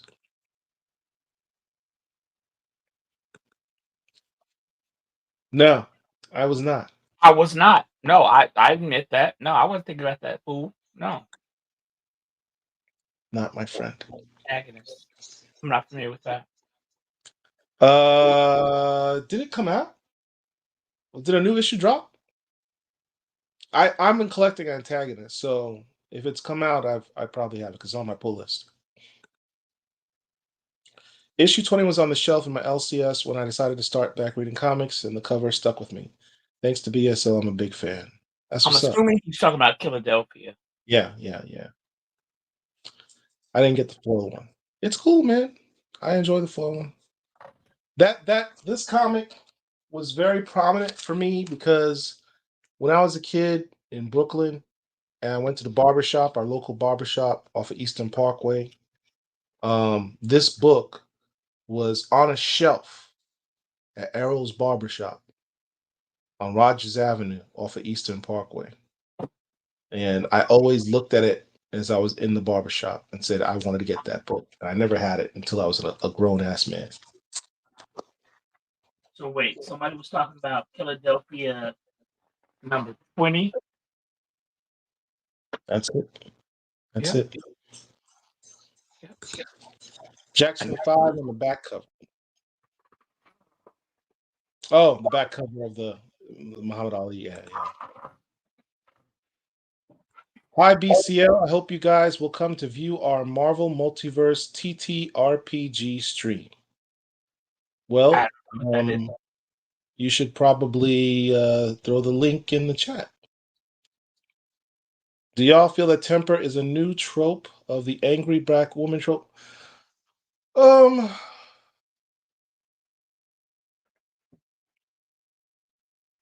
never thought about it like that per se. But I will say this. Temper has a basis to be angry. This is a woman who literally, when her powers manifested, she wiped out her own family with her powers. What book are we talking about? She's an X-Men character. She used to go by the name Oya, Edie Okonkwo. She recently had her code name changed to Temper. She's in the new Uncanny X-Men comic book, written by Gail Simone, I believe. So she wiped out her family with her power, made her very hesitant to use her powers. It took her years at Xavier before she felt more comfortable with her powers. But rightfully so, she's a product as to why, from Xavier Institute's perspective, it's so important to take in these children and train them up in their powers, because she's an example of what could go awry when you don't do that. Because her powers manifest and she wiped out her own family and a bunch of people. You know what that reminds me of? That reminds me of the character from the Boys universe from Gen B, I guess the name of the series was the black character, and she basically did the same thing. She inadvertently, when her Killed her. powers manifested, wiped out her whole family. Right. Well, her parents, her sister. Well, her parents, yeah, her sister. Yeah. So, is she angry? Yes. She's also experienced, the racism because of her powers and stuff that was going on in her country. I think she's from, it wasn't Nigeria. It's Ethiopia. I forget which country in Africa she's from.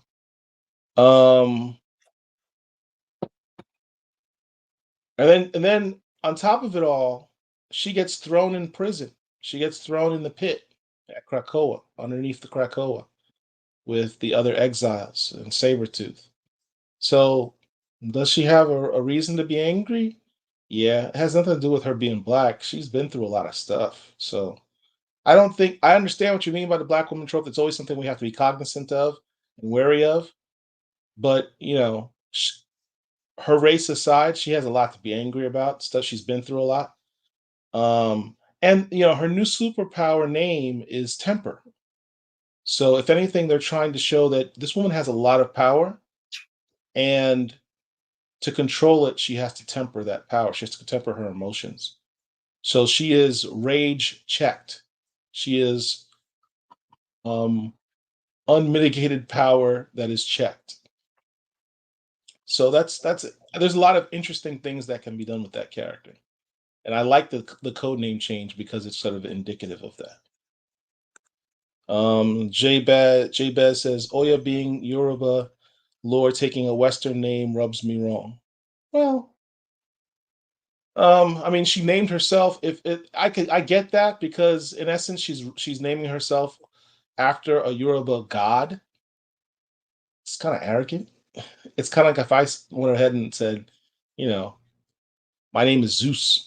It's a bit arrogant. It's mine don't have bags and boards to fit the Ali versus Superman. They make them. They make them. LCS.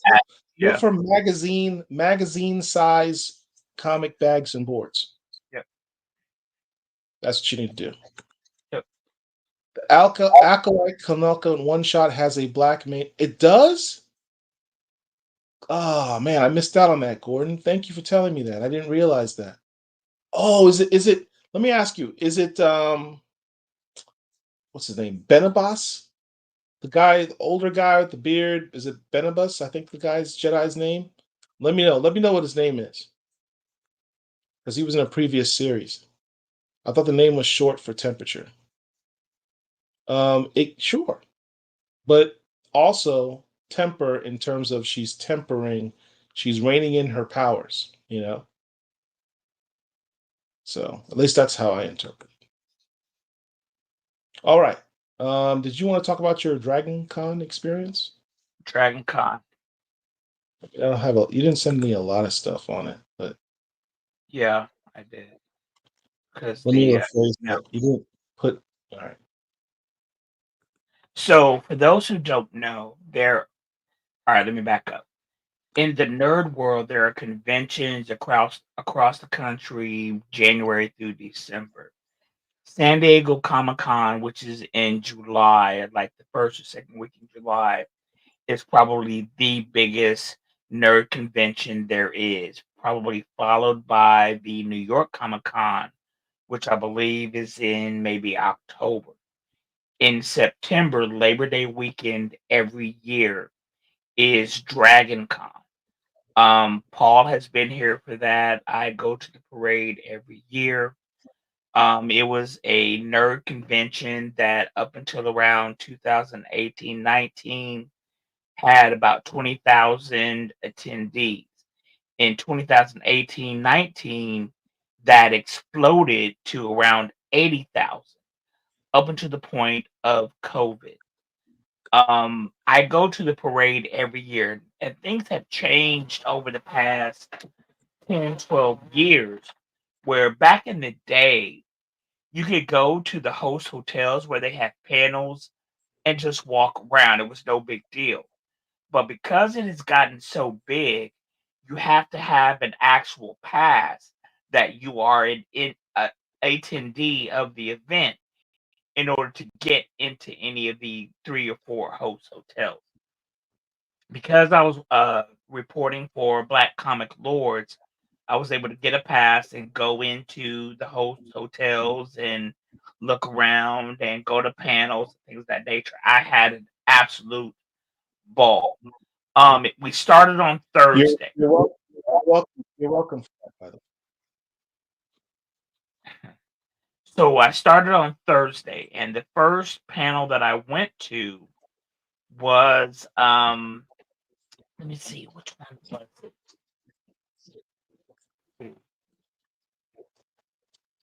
Is it I this don't one that you have so many pictures of? I don't know if it was any of those, but basically it was about raising a blur, raising a young individual who is a person of color or black who is a nerd. That's from Saturday, the picture that you just saw.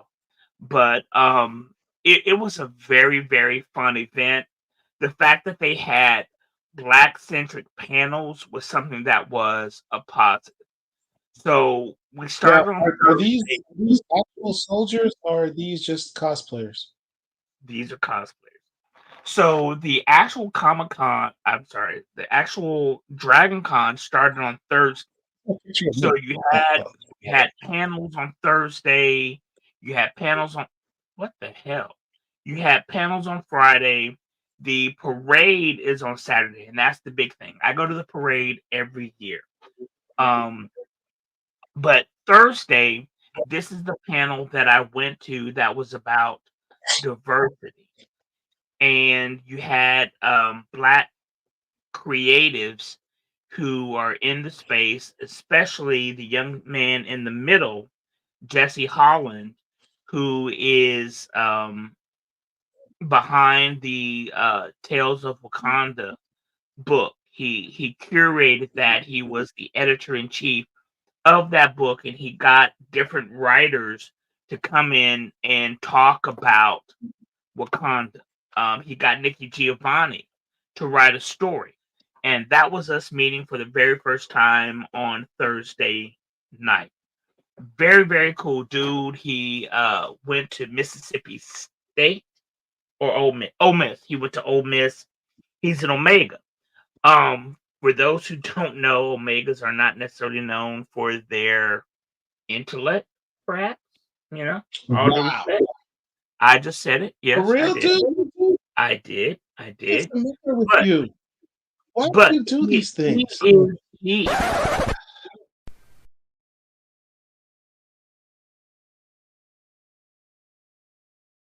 as I said, he's an extremely cool dude because I met him on Thursday, but then I actually interviewed him on Sunday, I want to say. Very, very cool dude. This was the first day on Thursday. Listen, if you guys have never been to Very Atlanta, cool, dude, but apparently you're saying he's not upright. no, that's not what I said. That's not what I said. He's an extremely intelligent individual. He started out as a political reporter in South Carolina for the AP. And so he was reporting on like Strom Thurmond and Lindsey Graham and things of that nature when what's her name? Hillary Clinton ran for senator. He followed her campaign, blah blah blah. So he is a political reporter. But then he Okay. switched into being a history individual. And he wrote a book detailing the enslaved individuals who helped build the Capitol and the White House. And Michelle Obama actually cited his book during the DNC convention about a month or so ago. Very very cool dude. Highly recommend his work. He indicated that he's written something that's going to be coming out around February of next year in conjunction with the new Captain America movie that's coming out with Sam Wilson. Very, very intelligent brother. Very, very cool brother. So I enjoyed speaking. All right. So, but yeah, This is your date at Dragon? yeah, that's yeah, no. So that was Friday.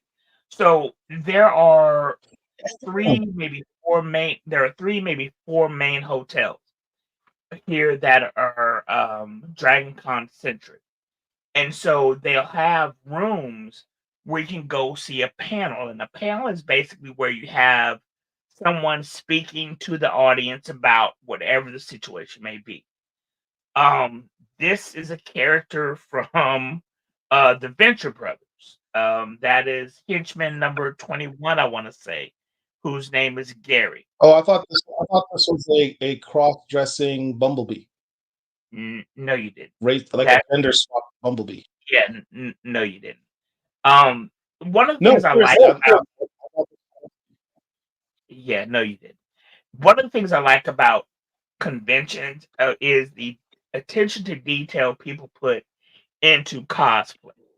I've never cosplayed. I was hoping I was going to cosplay this year, but somebody didn't want to act right. But that aside, this individual cosplayed a character from the Venture Brothers. The Venture Brothers was a series that was on Cartoon Network.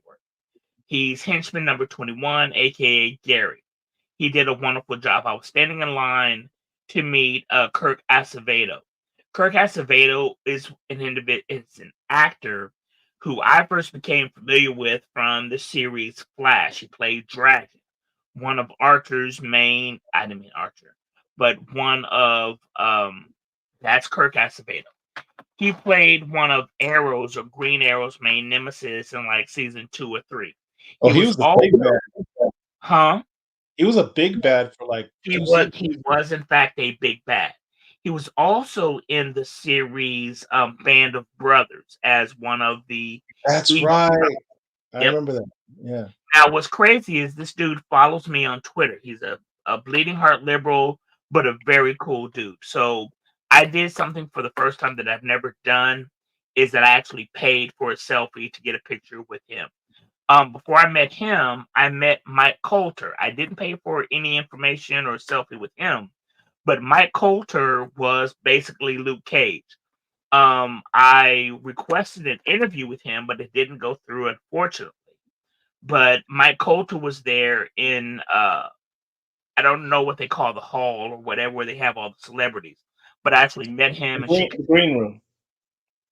It's not called the Green Room. I don't remember what exactly it's called. But as you can see, people take their cosplaying seriously. You have an individual right here on the left is Steve Rogers, aka Captain America. You have Tony Stark on the right. And that's a pretty damn good costume that doesn't come from Hollywood. If you are a fan of Pokemon, that's Team Rocket right there. Wolverine. There were a lot of Wolverines. There were a lot of Deadpools. One thing that I saw 2, maybe 3 Black Panthers.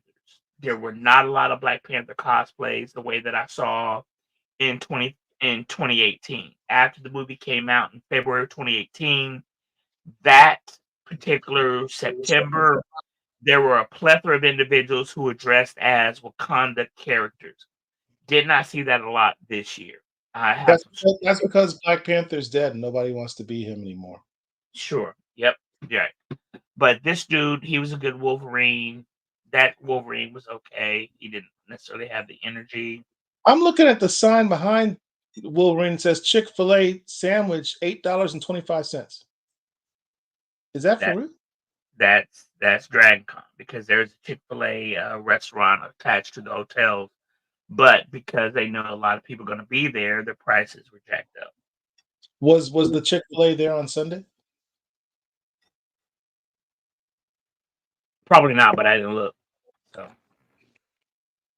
then we have characters from XMen '97. We got, of course, Scott, aka Cyclops, Gambit, and Bastion. Ooh, that Gambit gonna make a name for himself here. That was funny. But speaking of X-Men '97, Bo DeMayo is he's kind of crashing out a little bit. Yeah. Well, he hasn't done any work since then, I don't think. Yeah. So obviously Fred Flintstone. With his big Goomba hat. Right. If you saw Fallout, the series on Netflix, Amazon Prime, is a very, very good series. That's the ghoul from that, played by Walter Goggins. Is who that character is. It's pretty good. Yep.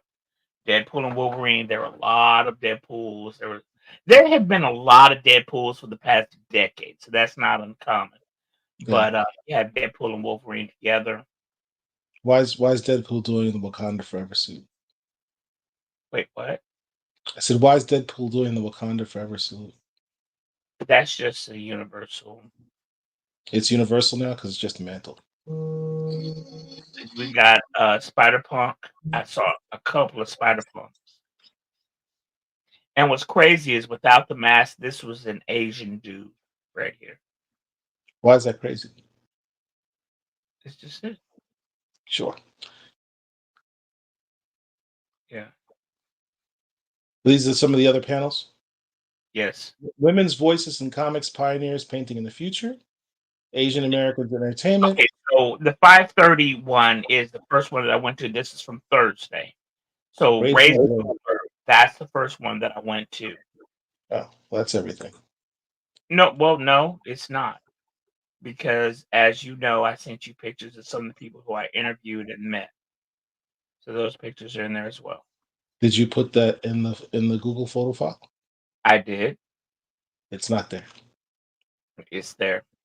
I showed you the entire file, Mark. So on Sunday, I interviewed Rodney Barnes. That picture was sent to you. Do you not see that? Mark, because you're going to keep going on and saying it's there. No, I'm not going to do anything. I sent it to you. If you say you don't see it, that's fine. It's not that I don't see it, Mark. It's not there. Here's the entire file. Here's every picture, every single one. That's it. That's the entire file. Which is crazy because, hold on a second.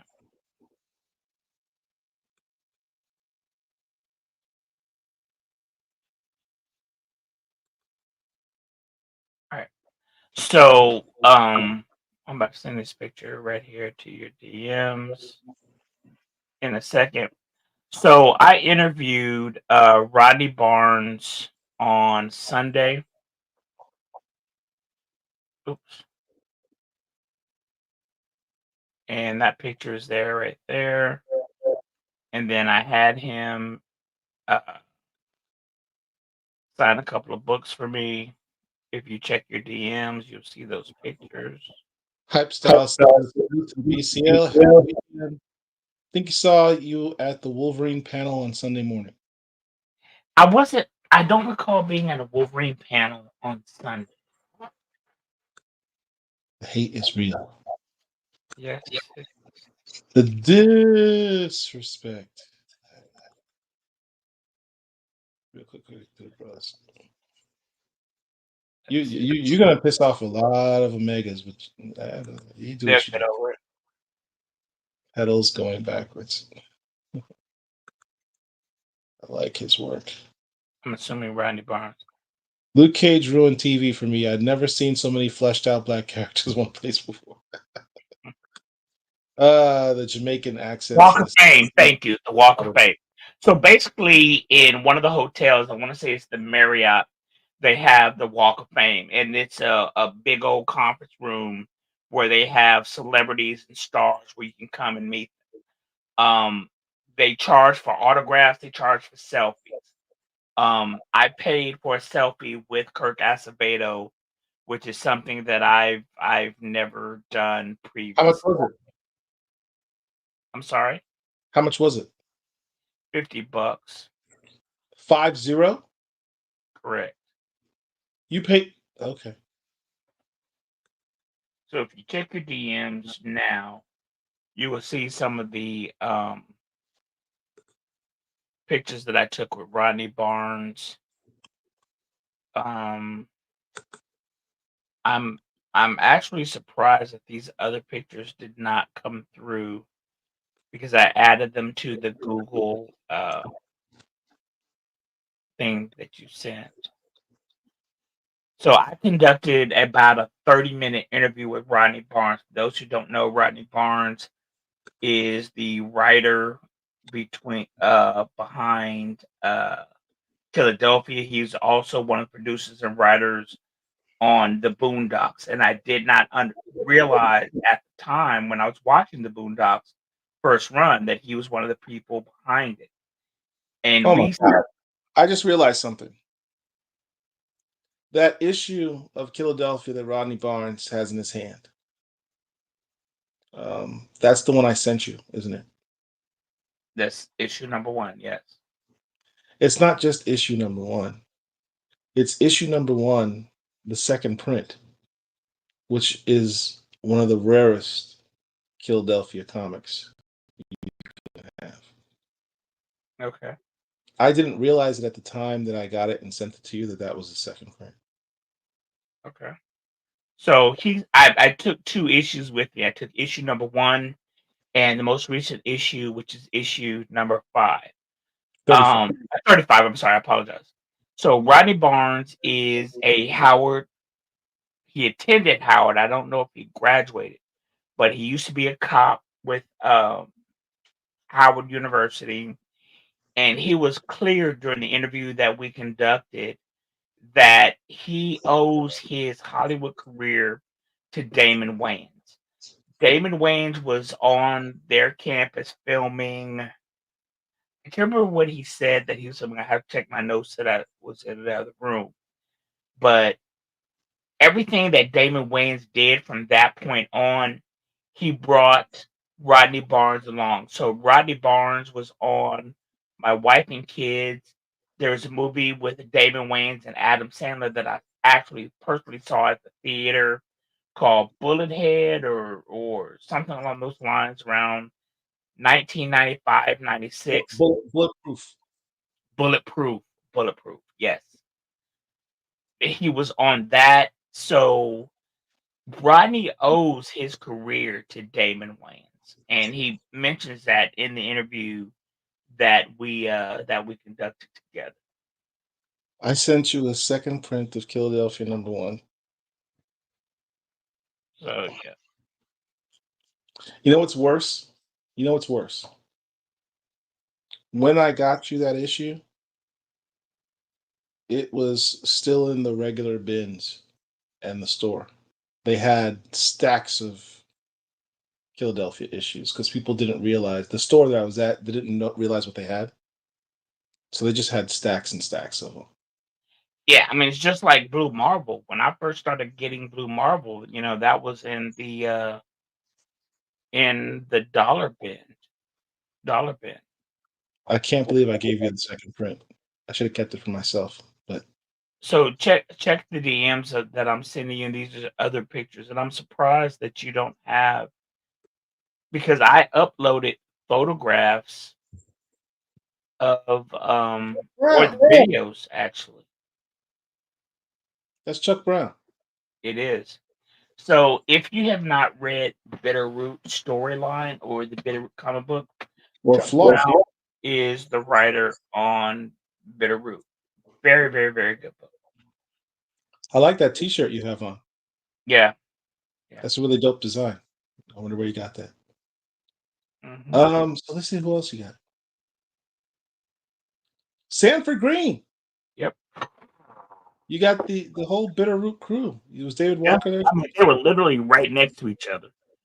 And when I was talking to them, I was asking them how do they know each other or whatever.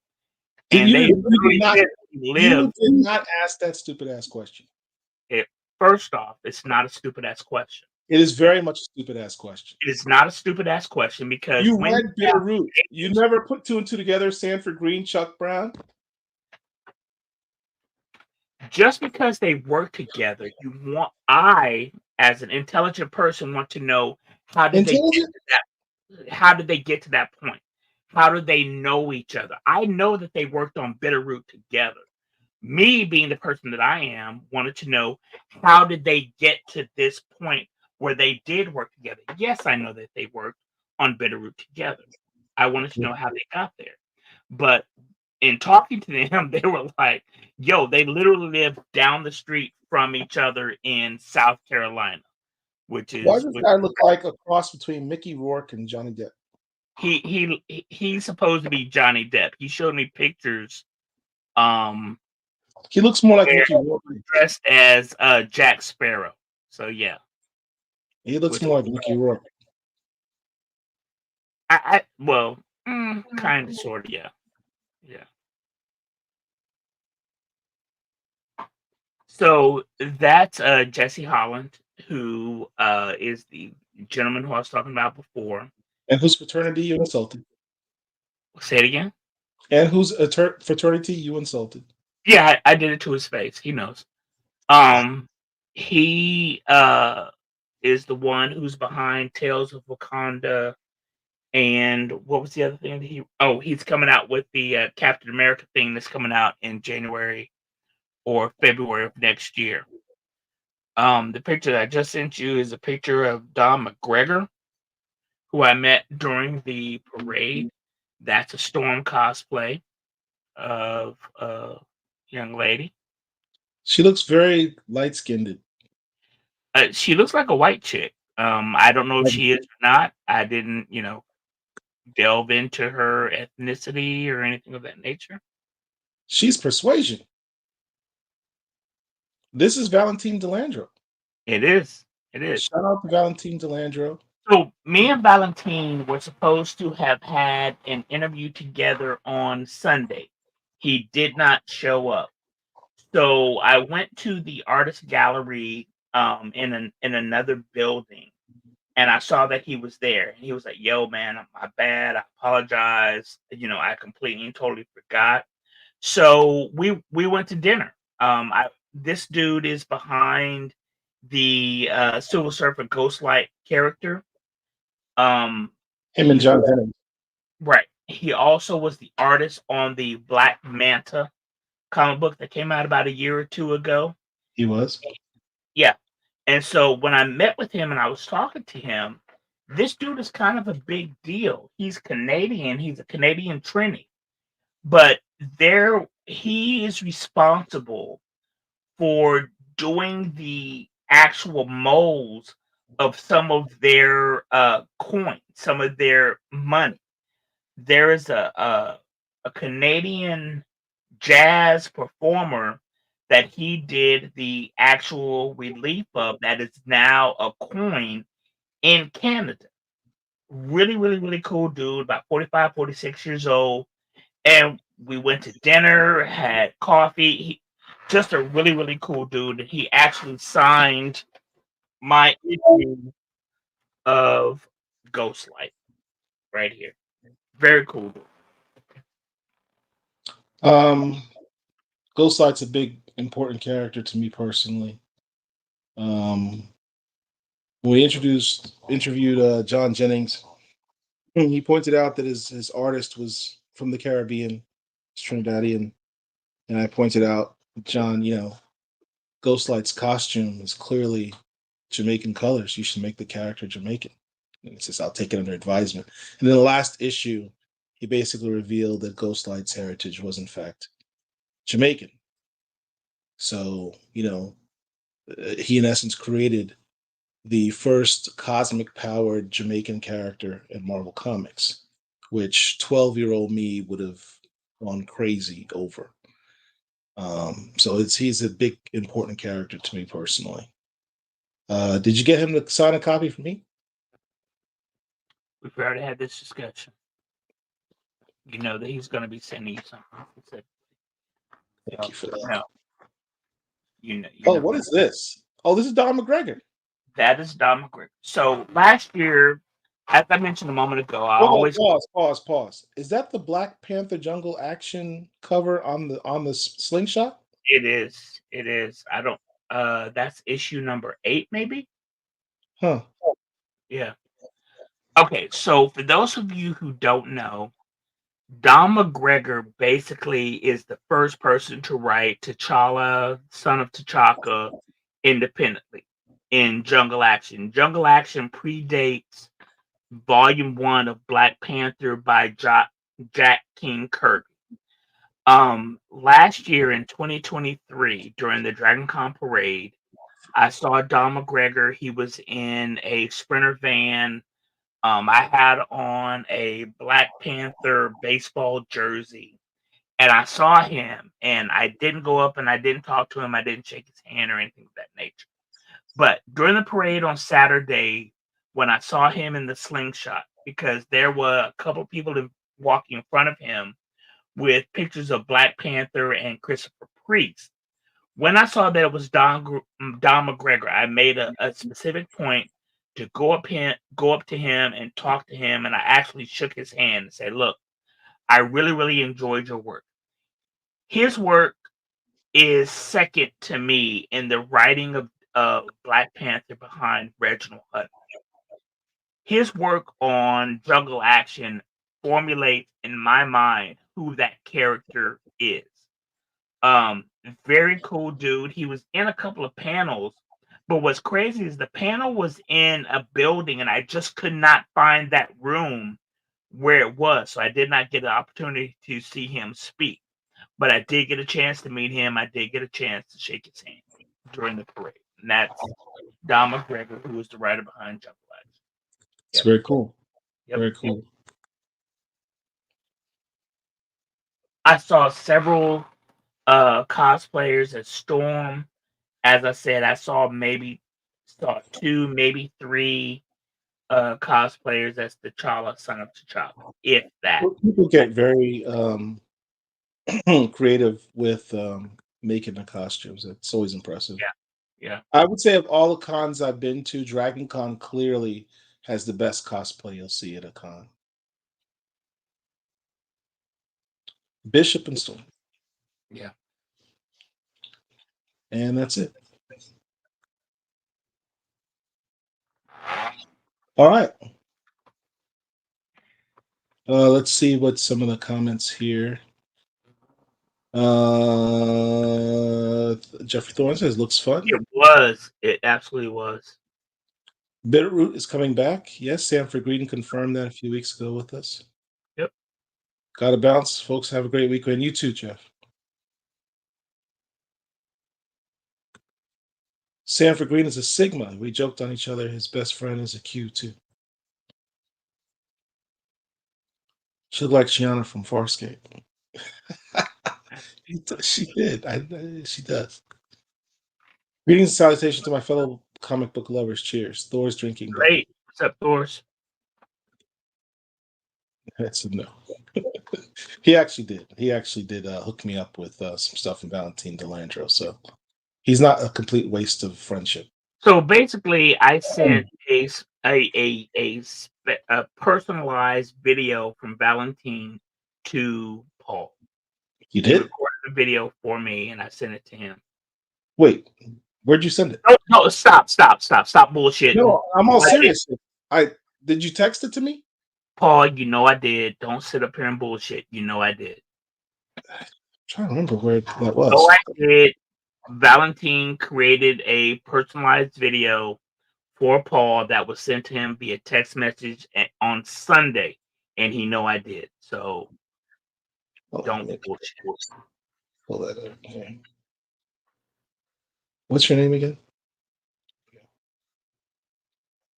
No, you did. He will sit up here and yes, I did. He knows I did. It's right there. It's right there. It's right there. He knows it. You understand? Sunday we were celebrating my daughter's birthday, so I didn't really. That's pay fine. attention to it. That's fine. But I had Valentine. I had Valentine send him a personalized text message, video message. Actually, see if you can put it in the chat. I don't know if you can put it there. I can't put it in the chat, but I can.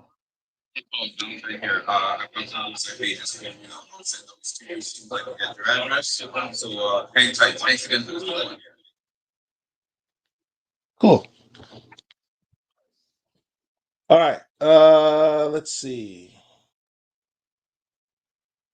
Go to the comments. Hey Bez, I am starving for more from the intergalactic empire of Wakanda. So hold on a second. So I'm on record as saying I'm not a huge fan of the Ta-Nehisi Coates. I'm a huge fan of that run. I love that. I'm not a fan of the intergalactic empire of Wakanda. However, the Avengers versus Predator storyline made me interested in that aspect of the mythos. Trying to tell you. Y'all funny. Yeah. True friend. He's a friend. All right, man. My good friend. I've got to get some sleep because I'm going to Miami tomorrow for the game. Okay. Before we go, what you're watching, if you have Peacock TV, and everybody should have it, it's free. Fight Night that stars Kevin Hart, Samuel L. Jackson, and Terrence Howard, among a whole bunch of others. Taraji Henson. I sent you the photograph of that. Go ahead and pull it up real quick. Go ahead and watch this series. It's about a real life event that happened here in Atlanta, where I am, when Muhammad Ali came back to fight Jerry Quarry after his 3-year suspension for not being inducted into the United States Army. These are based on real life events. It's about an 8-episode season. I finished episode 2, I want to say. Maybe I'm on 3. Very good series. Kevin Hart's character plays an Atlanta hustler who's trying to get in good with Samuel L. Jackson's character, who is a godfather of criminality in the world. He's like a Frank Lucas character. Taraji P. Henson plays Kevin Hart's bottom bitch. Don Cheadle plays a Atlanta cop, and Terrence Howard is Samuel L. Jackson's right-hand man. Fight Night is a good series. I highly encourage you guys to watch it. It is on Peacock TV. It's a good series. Very good series. I'm enjoying it. How many episodes dropped? It's like 3, right? No, I think all of them dropped at the same time. I finished 2 of them. I think I'm on episode 3, but it's not a long series. It's a good series, but not a long series. I want to say it's between 6 and 8 episodes. All right. Yeah. Well, that's cool. So you're going to the game tomorrow. Good luck to the Canes, and thank you guys for joining us once again. As always, I wanted to send a shout out to someone in particular, but they got my information, so go for them. That sounds very Don't nebulous. wreck your brain about it. You hurt yourself. So anyway, guys, thank you for joining us on a Friday, and we'll see you next time. I'm going to talk about this later. Black Comic Lords. We got Black you. Comic.